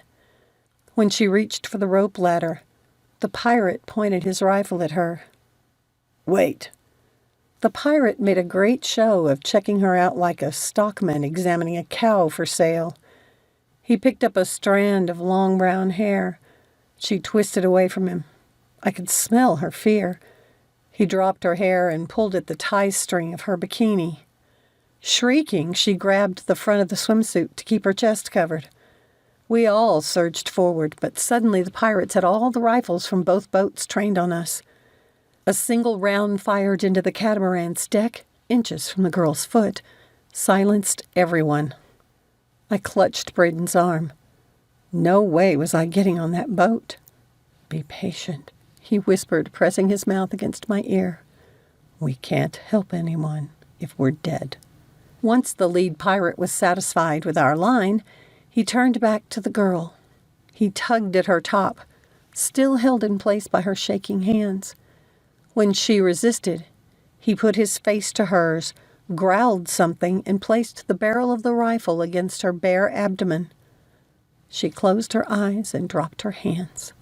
With his legs spaced wide to keep his balance in the pitching catamaran, the pirate turned to the girl so the men on the boat could see her. He spoke in an Asian-sounding language. 2 men on the larger vessel laughed and nodded, while the third regarded the rest of us with concern, keeping his rifle pointed at us. Why were they taunting us? The lead pirate on the catamaran ordered the girl to climb the ladder. He didn't give her back her top. The occasional flash of lightning and the now almost black sky flickered across the fearful and angry faces of the passengers. As another girl approached the ladder and was also forced to remove her top, the tension in the group intensified. The energy coming from Jimmy reminded me of a boiler about to blow. "Wait for my move," I breathed. Then I saw that Elle was next. When the pirate commanded her to step forward, all my ideas of a coordinated effort flew from my mind. But before I could move toward her, Braedon tightened his grip on my shoulder, and Jimmy stepped back, grabbing my other shoulder. Even though I knew they were right, I moaned in frustration. Elle marched forward, her back stiff with pride, untied her bikini top, and handed it over as if she was handing her jacket to a coat check. I could tell by her red face how much it cost her, but I'd never been prouder of her. After she climbed onto the large boat, Yori sped up the swaying ladder behind her. He ripped off his T-shirt for her as soon as his feet hit the deck. A shouting match ensued with 2 of the pirates up there. Jimmy caught the attention of Wes and Ryan, where they stood by the rail. Ryan glanced at me. I nodded, with a grim smile. He dipped his head in return. Braedon and I now stood almost abreast of the pirates on the catamaran. While the shouting match continued above us, I made loud sobbing noises. The lead pirate growled at Maria to step forward. Bending, I turned away from the other pirate who stood to my left. I cocked my arm into my side. The wind whipped my hair around my body. I fake-sobbed louder, pulling the energy of my fury inside. I focused on bending my knees to accommodate the heaving deck while I watched for the right moment. I sucked in my breath for a loud ki and spun around, fast and hard. I didn't even feel the pain as the heel of my palm connected with the pirate's chin. He flew up in the air. I hoped the impact had made him bite his tongue off. Braedon had lunged forward in sync with me, jerking the rifle from the flying pirate and twisting to aim at the loathsome beast by the rope ladder. Jimmy, however, had already jumped him and struggled to take his rifle. A series of lightning flashes across the black clouds turned the fight above into a macabre dance under a strobe light. The sharp cracks of thunder almost covered the sounds of shouts and screams from above. I wanted to cheer. Our people were fighting back. Jimmy ripped the rifle from the pirate's hands and spun in a deft move to take aim. Both pirates leapt from the catamaran into the churning water. A spray of gunfire ripped into the exposed deck of the catamaran. We jumped for cover under the canopy. "We're free!" Maria screamed, hurling aside the rope which had tied us to the other boat. Braedon tossed me a rifle and started the engine. "We've got to get out of their range of fire." He gunned it and, with a sharp turn, sped away from the boat. Ping, ping, ping. The sound of bullets striking the catamaran decreased the farther we got. I fervently prayed they hadn't hurt anyone and that the catamaran hadn't taken too much damage. Then the full force of the storm hit us. Chapter 12. As a wave crested over the side, I clung to the settee rail, trying to stay on my feet. The pelting rain stung like little pebbles. I squinted against the burning salt water. Braedon clutched the wheel and fought to maintain stability, his muscles taut with the strain. The catamaran was a fair-weather craft, never meant to be at sea in conditions like these. And what about Elle and the others? If they weren't successful, how angry would those men be? I heaved myself next to Braedon. "Can you see the other boat?" I yelled. "We've got to go back." "Not. Look out." He jerked the wheel to meet the onslaught of water as a new wave crashed into us. I slipped, lost my footing, and slid to the deck with the water. My shin bashed the corner of the seating. I cried out and grabbed a pole. Braedon, his fists clenched on the wheel, called over his shoulder, "Are you all right?" I got to my feet and tested my leg. It hurt, but held my weight. "Yes!" Pulling myself again to Braedon, I picked up the radio mic. It came away in my hand. "They shot it." Then he swore and steered into another wave. Once it passed, I located life vests in a seat box and helped Braedon put one on. Once I had mine fastened, I grabbed 2 more and staggered in search of Jimmy and Maria. I found them on the other side of the settee. Jimmy lay on his back. Maria knelt beside him, pressing on his chest. His shoulders shook with sobs. In the dim light, I didn't comprehend at first that his white T-shirt was pink and red. "No, no!" I cried and dropped beside him, heedless of my shin. A swell peaked and crashed over us, and Maria bent to shield him. Jimmy, his face pale, coughed as he choked on the water. "I called, and you wouldn't come," she cried. I pressed my hand against his forehead, my eyes burning. I swallowed the bile which rose to the back of my throat. "Not Jimmy." His lips moved, but I couldn't make out his words. I put my ear by his mouth. "Sorry." He coughed, his face contorting as his body tensed. "I didn't move fast enough." "Oh, Jimmy." I touched his cheek, wishing I could tease him back, but his pale skin and shallow breathing filled me with dread. I had to get help. I jumped to my feet. "I'll get Braedon." Jimmy nodded weakly. "Hurry!"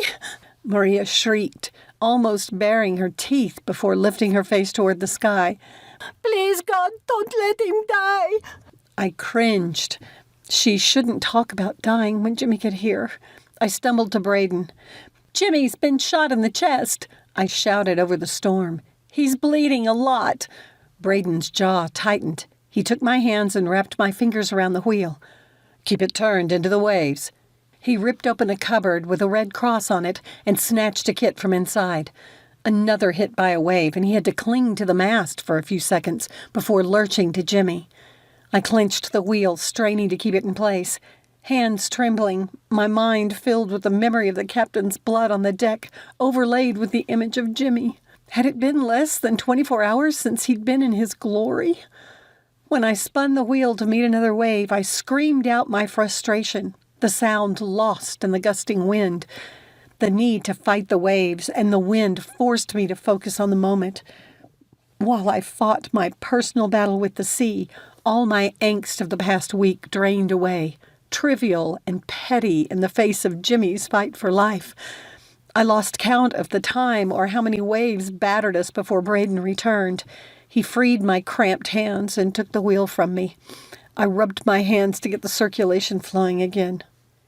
"Is Jimmy?" Braedon, his face grim, shook his head and shouted, "He didn't make it. We're taking on too much water. You and Maria need to bail it out."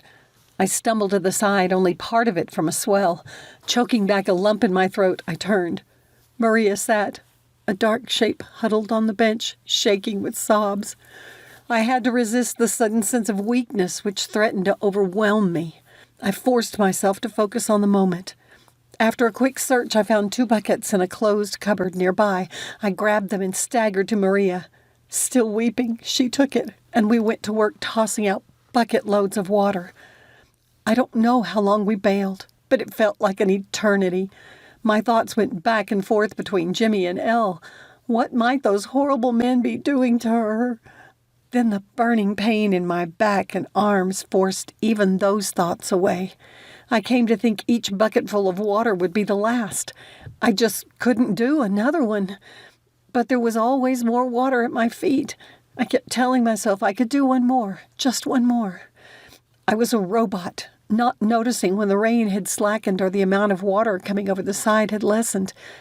Then I sensed the depth of the cool water had dropped to my ankles. I came back to a physical presence. I straightened, rubbing at the painful cramps. Maria did the same. Braedon's hunched form at the wheel was a silhouette against the nearly full moon, the stars in the dark sky patchworked with drifting clouds. We'd survived. What was happening to Elle? I shook my head. I had to deal with what I could control. "Maria, I need to check on Braedon." "Of course." Her tone had a sharp, accusatory edge to it. Braedon sat with his fingers still clenched around the wheel, his forehead resting on his hands. When I touched his shoulder, he sat up. He looked beyond exhausted. I peeled his fingers free and massaged the cramps from them. He stared at me as I worked. I wanted to say something about Jimmy, but when I tried to speak, my throat closed up. I blinked several times and finally squeaked, "Rest." The engine sputtered and died. With a cry, I reached for the ignition key. Braedon put his shaking hand on mine. "It's out of gas. We're lucky the captain did so much sailing during the excursion, or we'd have run out during the storm." I turned to find Maria behind us, her knees curled under her bedraggled form, her muscles tense. When I reached out to her, she pushed my hand away. "Maria, you should lie down." Braedon staggered a little as he tried to take her hand. She jerked it from him, her eyes blazing, and let loose a stream of words in Spanish. I couldn't make them out, but her rigid posture and the venom in her tone said plenty. When she finished, she returned to Jimmy's body. I glanced at Braedon. He shrugged and sat in the captain's seat, his eyes bloodshot and red-rimmed. He looked like I felt. I dropped to the bench and buried my face in my hands, fighting the lump in my throat. At the sound of a clang, I looked up. Braedon had pulled a bucket from a bin. I went over to him. "What's that?" "Hopefully an emergency kit." He got the lid up on one corner, and I reached to hold it in place so he could ease the rest of it off. After lifting 2 plastic containers from inside, he handed one to me. I examined the package of green tubes. Braedon tapped one. "Glow sticks." He unzipped the bright orange bag on his lap and removed a first aid kit, also handing it to me. "Well, that's something." He held a mirror in a white plastic package with the words SOS flag printed on it. Balancing the 2 packages, I craned to see inside the pack, the bright light of the moon casting eerie shadows inside. "Are there any flares?" I asked. Using his foot, he slid the larger plastic container toward me, making a little ripple in the water. I set my items aside, reached inside the bucket, and pulled out a long yellow tube. "There are 3 more of these," I said. His expression lightened. He stuffed everything back in the orange bag and handed it to me. He took the tube. "Anything else?" I removed a package with 4 yellow and silver tubes and held them for him to see. Still sniffing, Maria came over to look at them. "What's the difference between them?" Braedon acted as though her explosion earlier hadn't happened and held up the yellow and silver tube, its colors distorted in the bright moonlight. "This is a regular flare. Sometimes they have locators built in which activate when lit. Sadly, none of these do. This larger one is a rocket parachute flare." "How long do they last?" I asked, unscrewing the red cap of the regular flare. "Only a few minutes, so we don't want to use it unless we spot a ship or a plane." He touched a little string that came out of the now exposed end. "When we're ready to use it, pull on this." While Maria picked up the mirror, I screwed the cap back on the flare and handed it to Braedon. "How do you know all this?" "My mother was into sailing and insisted Ashlyn and I knew the basics." He returned them to the plastic bin. "We'll need to take turns standing watch. The first 24 hours are critical. Our chances of being found go away after that." Maria handed me the mirror. We watched in silence as she opened a bin and dug around, finally pulling out a tarp. She took it to Jimmy's body and, with great care, covered him before sitting down. My heart ached for them both. I didn't know how to offer meaningful comfort. I did, after all, know exactly how she was feeling. But I wasn't Elle, who always knew what to say. My stomach growled. How absurd.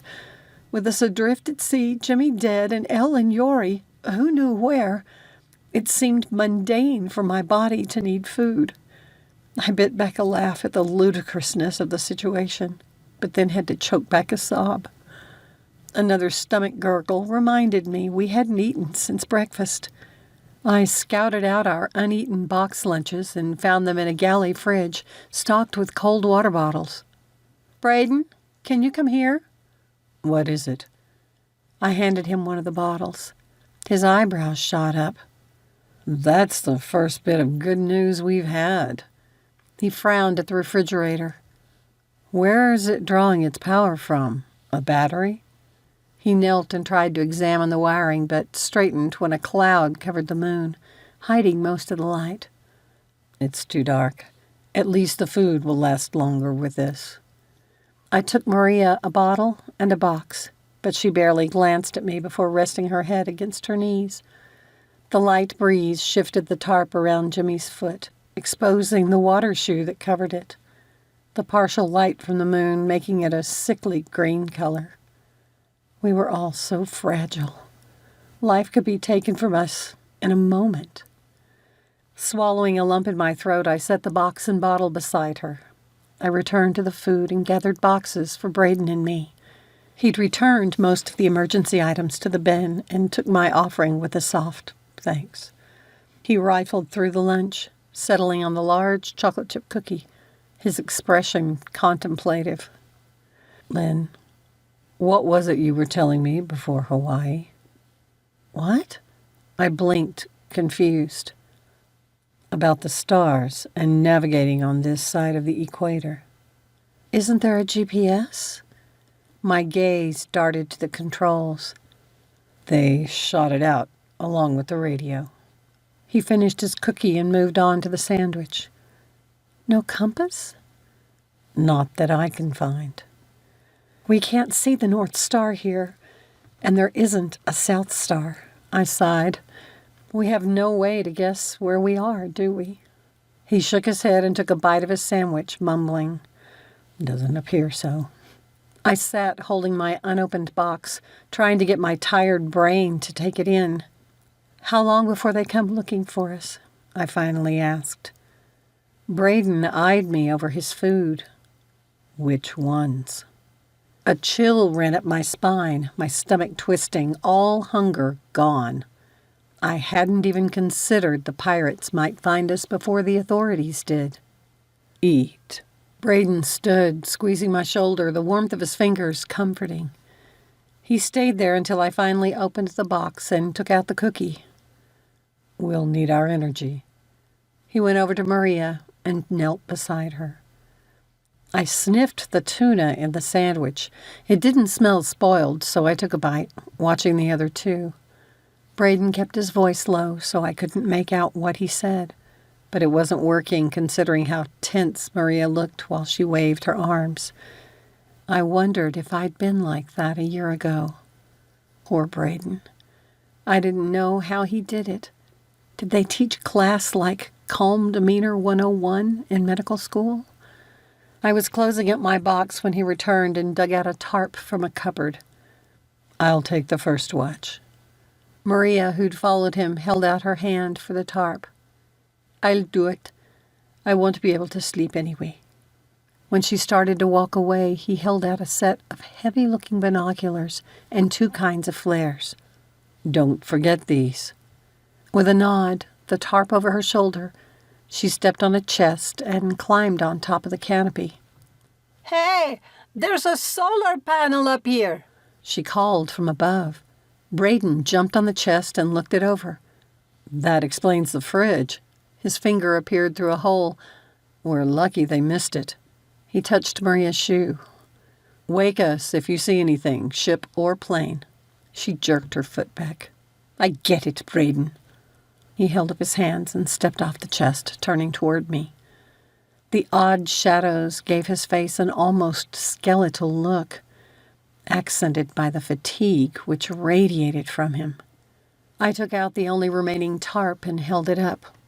"We'll have to share." He hesitated. "Only if you're okay with that." We stretched out as best we could on the netting. The captain's blood had washed away in the rain, for which I was grateful. I doubt I could have lain there otherwise. With nothing but rope underneath us, I hoped the ocean stayed calm or we'd get splashed from below. Watching Maria's shadow, outlined by the night sky, I worried about Elle and Yori. What had the cruise people thought when our excursion hadn't come back? How long before they notified my family back in the States? What would Ashlyn, who'd lost her mother a few months ago, do when she was told her brother was missing? I put a hand over my mouth to cover the sound of my crying and rolled away from Braedon. Then he was next to me, his body molding around mine, and his arm around my waist. His body behind me shuddered with a sob he tried to swallow. I moved to turn over, but his arm held me in place. "No," he whispered, his voice ragged. "Just let me hold you." I covered his arm with my own and cried along with him, offering what comfort I could. The sun had just begun to lighten the horizon when I woke, bleary-eyed, after my middle-of-the-night watch. Maria still slept, so I slid off the netting, trying not to wake her. When my feet touched the remaining water on the deck, I shivered and hurried through it. Braedon sat in the captain's chair, documents spread on the instrument panel, the binoculars hanging around his neck. Feeling a little awkward after the previous night, I glanced over his shoulder. "Found anything that might help us?" "Nothing yet." He let a map drop onto his lap. "We may be okay if we're rescued soon." I scanned the vast expanse of empty ocean, overcome for a second with a feeling of insignificance. "What if help doesn't come?" "Well," he said, gathering the papers into a stack, "we have more food than water." As soon as he mentioned the water, my throat went dry. Braedon glanced over to where Jimmy's body lay covered. He'd be exposed to the full sun soon. "We won't be able to keep his body aboard if we're out here very long." Tears swelled in my eyes. I hadn't wanted to consider that. He reached a hand out for me, but I stepped back. If we survived this, how could we tell Jimmy's parents we dumped his body in the Pacific? Braedon stood and took me by the shoulders, forcing me to look at him. "We have to be practical." He tilted his head toward Maria's resting form. I regarded her for a moment. He was right, but I hated it. She needed to know what would happen. "She'll have a hard time with this," I said with a sniff. Braedon gave me a quick hug and released me. "I think we all will." I needed to think about something else and glanced up to where the sails tied to the mast. "Do you know anything about actual sailing?" "Some." His gaze had followed mine, and then he looked at me. "You?" "Nothing." Braedon let out a deep breath. He considered the rigging again. "We should find out if those bullets did any damage." He set the stack of paperwork neatly aside and put a flare on top. I woke Maria to take the watch while Braedon unlashed the sail. We painstakingly searched it, finding only one bullet hole. The mast had taken a handful of hits, but seemed intact. "Until last night, I'd never sailed a multi-hull before," he said, wiping the sweat from his brow and sitting again in the captain's chair. "The rudders worked fine through the storm. All we need now is to harness the wind." "And figure out which way to go." The scorching sun had given me a headache, and my stomach rumbled. Braedon gave a soft grunt as he pored over the map again. "We need to go west." Something nagged in my memory but slipped away. I touched his sleeve. "Can we really make it back?" A cloud blew across the sun as his gaze met mine, the shadows making his expression inscrutable. For a second, I imagined this was the face he'd wear when giving bad news to the family of one of his patients. We were going to die. Chapter 13. Until that moment, I hadn't understood how much confidence I'd put in the man before me. Now, he was signaling he couldn't save us. My entire body went cold. He put one hand over mine and cupped my cheek with the other. There's always hope. We can beat the odds. I leaned my face into his palm, wanting to believe him, needing to believe him. Maria jumped onto the deck and I pulled away. You okay? Braedon watched her with a frown. She looked awful, but she nodded. He moved to the cooler and pulled out 3 lunchboxes. After handing me one, he sat by Maria. In a flash, I knew what he meant to do. A sick feeling stabbed my stomach, and a knot formed in my throat. I couldn't be there when he told her. Coward that I was, I jumped to my feet and put down my box. I'll wash up before I eat. I grabbed the bottle of liquid soap by the portable toilet and glanced at him over my shoulder. His eyes were reproachful as he mouthed, Thanks. I took my time.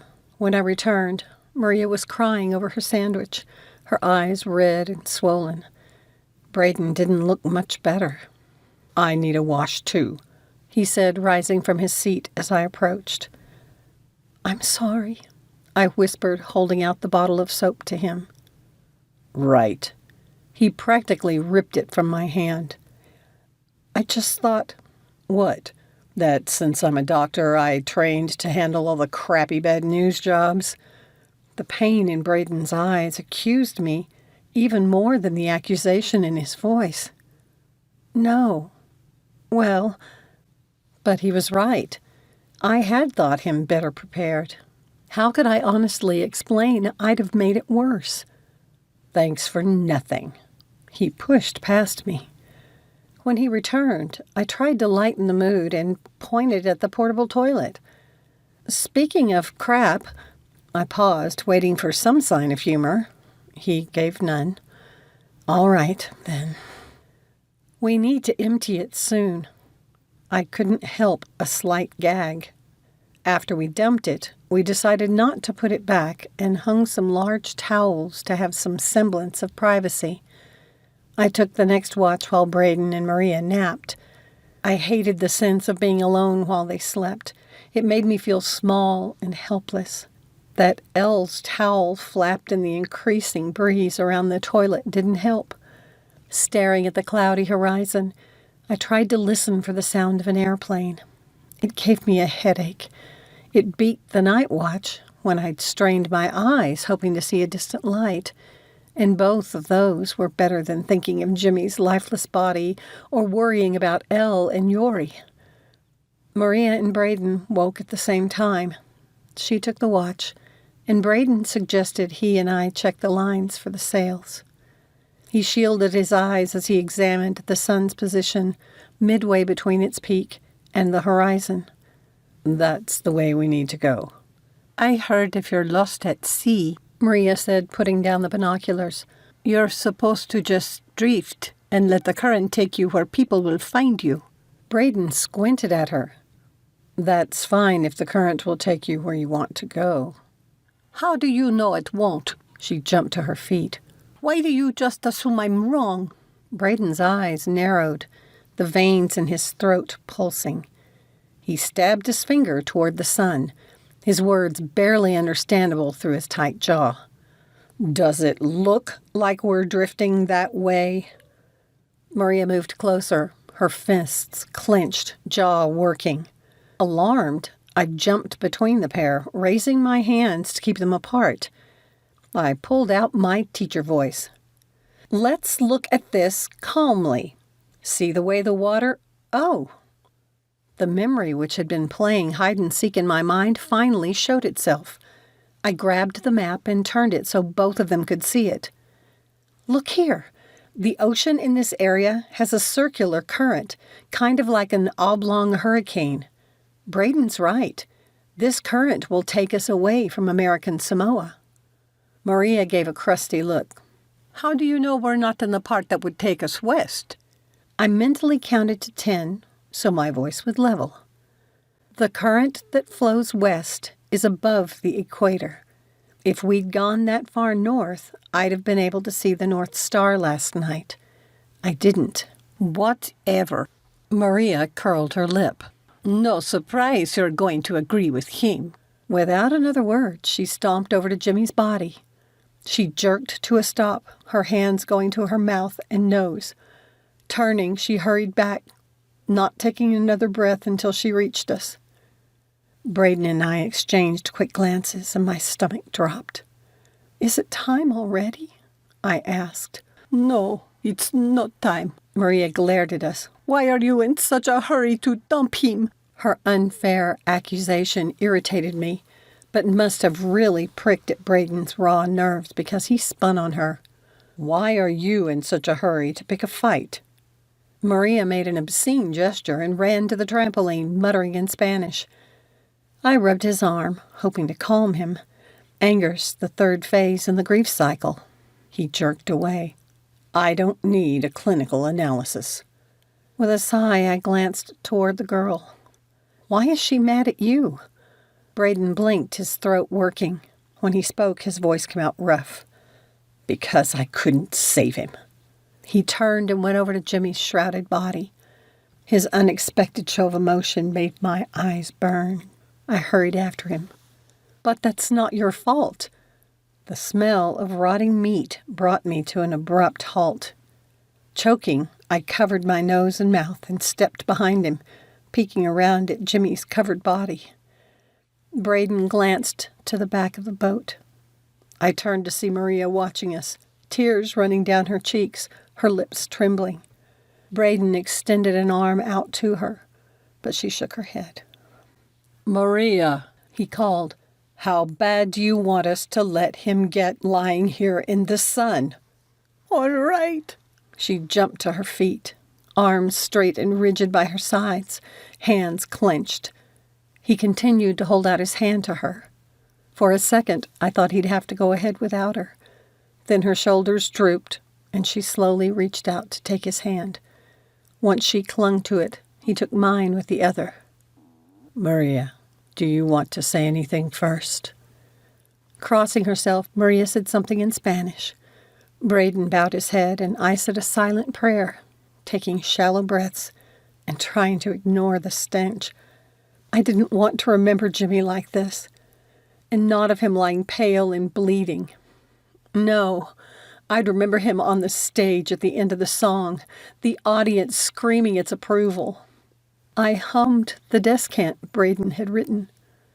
His gaze darted to me, and he took up the melody.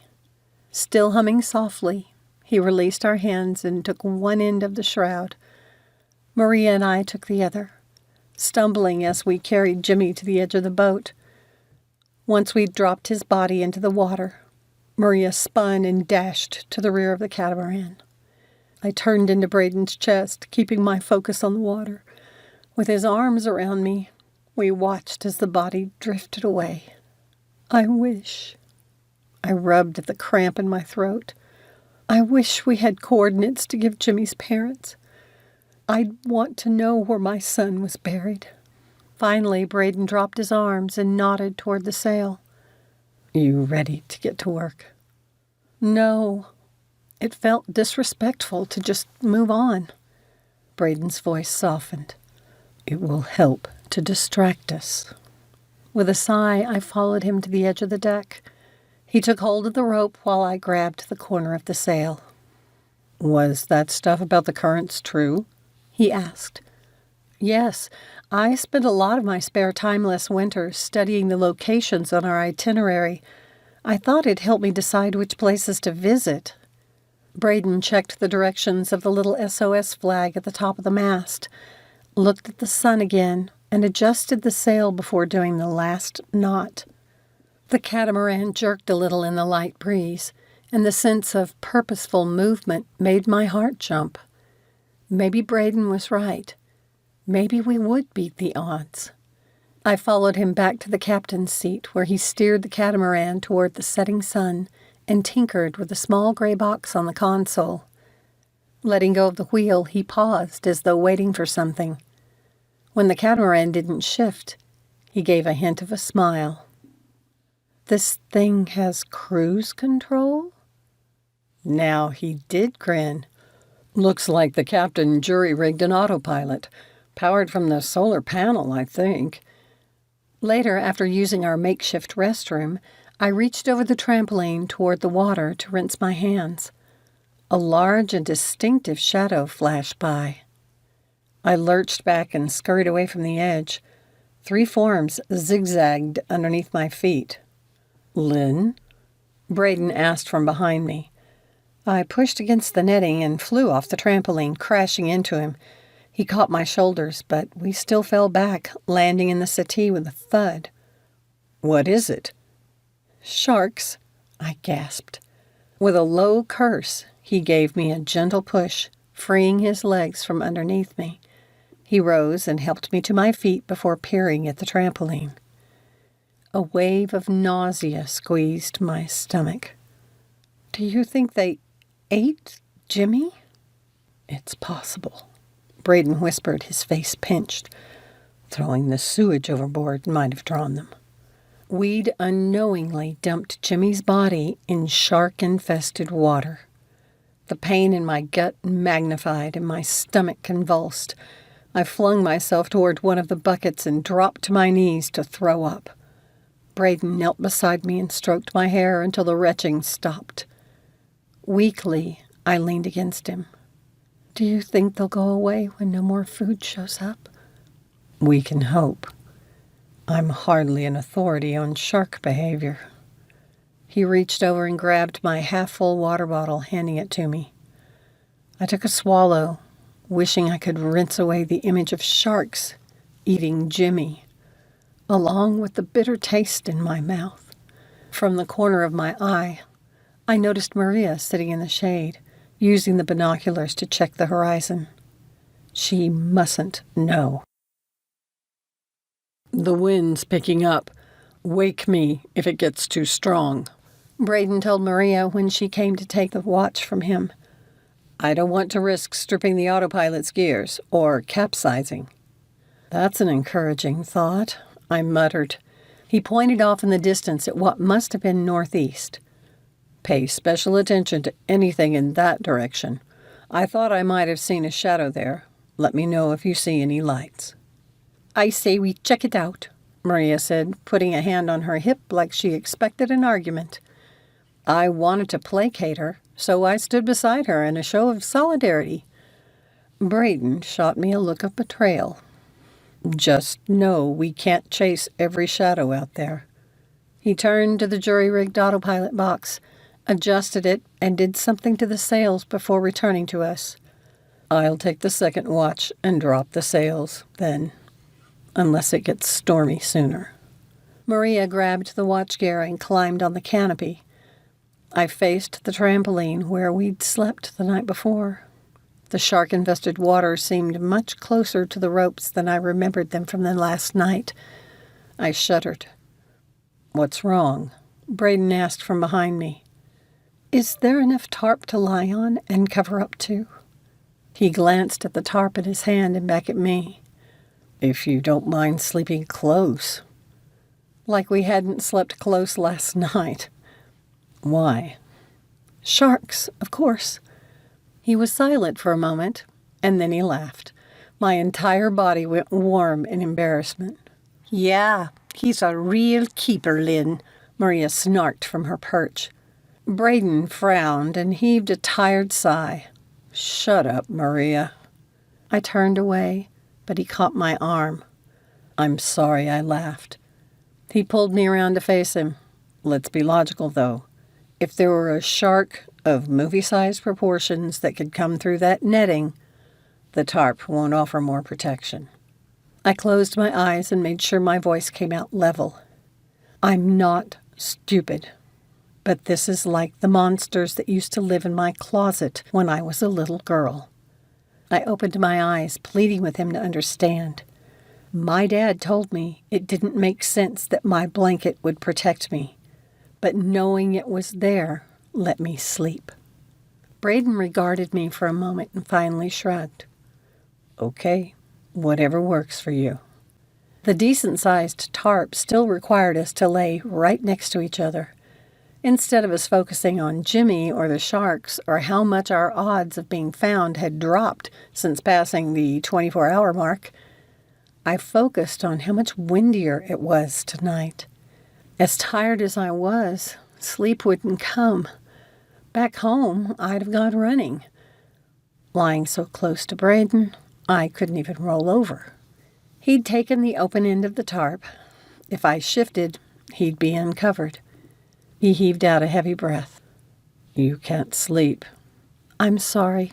I'll get up. No. You need a distraction. My mind flashed to the night before Hawaii, when Braedon had been too much of a distraction. My face went hot, and I was glad for the shadows, especially when he rolled over to face me.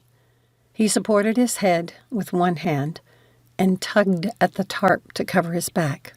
So, tell me something about you I don't know.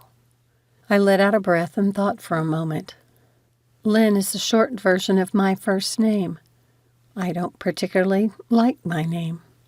When I didn't continue, he asked, And? I sighed. Gwendolyn. That's a pretty name. He pondered it for a moment. It's old. I can't remember. In some legends, Merlin had a wife named Gwendolyn, I interrupted, and there was a mythical queen of the Britons who defeated her cheating husband in battle. I paused, not having thought of that bit of trivia since I'd been young. Ironic about the cheating. It was our names that first drew Elle and me together. Elle is short for something? Adelaide, if you can believe it. Her parents tried to call her Addie, but once she started school, she insisted they call her Elle. I gave a soft laugh. She refused to answer if they called her anything else. I thought of her rigid back as she faced the pirates. Do you think she's okay? I whispered. His voice was rough. I hope so. He rolled over onto his back, the tarp pulling me a little closer. Kicking my feet, I swam from the monster, arms flailing. The blood pounded in my ears. Jimmy's pale face loomed beside me, his eyes sad as he pointed at the growing shape below, light gleaming from the crystalline triangles which filled the shark's mouth. I jerked, startling myself awake with a sharp intake of breath. The warmth of Braedon's body against my back made me relax. It'd just been a nightmare. I sighed, sagging against him, and dozed off again, until a tug pulled me awake once more. Disoriented from sleep and the unexpected darkness, I lifted my head. Maria lurched as a small wave capped the side of the catamaran behind her. A surge pushed up under the trampoline, soaking Braedon and me. I cried out, and he cursed. We scrambled to untangle ourselves from the tarp and each other. The sky lit up, lightning scattering spider-like legs through the ominous black clouds. Finally free, he tossed the tarp aside and leapt to the deck. I landed behind him, clutching his taut arm as a swell lifted the catamaran and then dropped it. My stomach stayed up in my throat. Braedon staggered to catch his balance. Why didn't you wake me sooner? He shouted at Maria. She screamed back. I fell asleep, all right? A new wave crested the side of the catamaran and flooded the settee area. Despite already being wet, I sensed a cold sweat breaking out over my body. I wouldn't think about the sharks. I wouldn't. I reached my shaking hands toward a bucket. No. Braedon grabbed my hand, turning me toward the trampoline again. Help me get the sails down. Maria, take the wheel and keep it pointed into the waves. Even with Braedon supporting me from behind, I staggered at the uneven rope. Without the moon's glow, there was nothing to help me find the way. Lightning pierced the sky, followed by a boom of thunder. Like a sick amusement park ride in the dark, The catamaran shot up into the air, freezing at the top of the wave for a precarious moment. The boat dropped at an angle and my stomach flipped. I careened to the side. A powerful gust of wind threw me off my feet. "No!" Braedon roared, his hands digging into my arms. My fingers clawed into the trampoline ropes, legs kicking wildly. A wave caught us head on. The force of the water pushed me farther over the side. Braedon planted his feet against the catamaran's edge. Grunting, he straightened his knees and dragged me back onto the trampoline. I clung to him, my entire body shaking. "We have to get the life jackets." "You." A wave dashed against us, water flooding his mouth. He gasped and choked. I rolled off his chest and pulled him over onto his stomach. With a painful rasp, he forced in a breath, ending in a spasm of coughs. The ocean surged, lifting our end of the catamaran. "To the edge," he wheezed and dragged me with him. A sudden flash of lightning nearly blinded me for a second. Then I saw the danger, even as our weight on the edge brought us level with the heaving ocean again. If we capsized, we'd be thrown into the water with the sharks. Braedon moved toward the canvas again. "We have to get the sail down." "Here!" Maria screamed, her shadow barely discernible. She tossed something toward us at the same time the catamaran heaved to the side. She cried out and fell with a curse. The two objects flew toward us. The wind caught one and almost blew it past Braedon. He darted his hand out, stretching like a volleyball player in a save, and caught the life jacket. Before I knew what he was doing, he was shoving one of my arms into it. I handed him the one I'd caught. He buckled his on while I snapped shut my belt.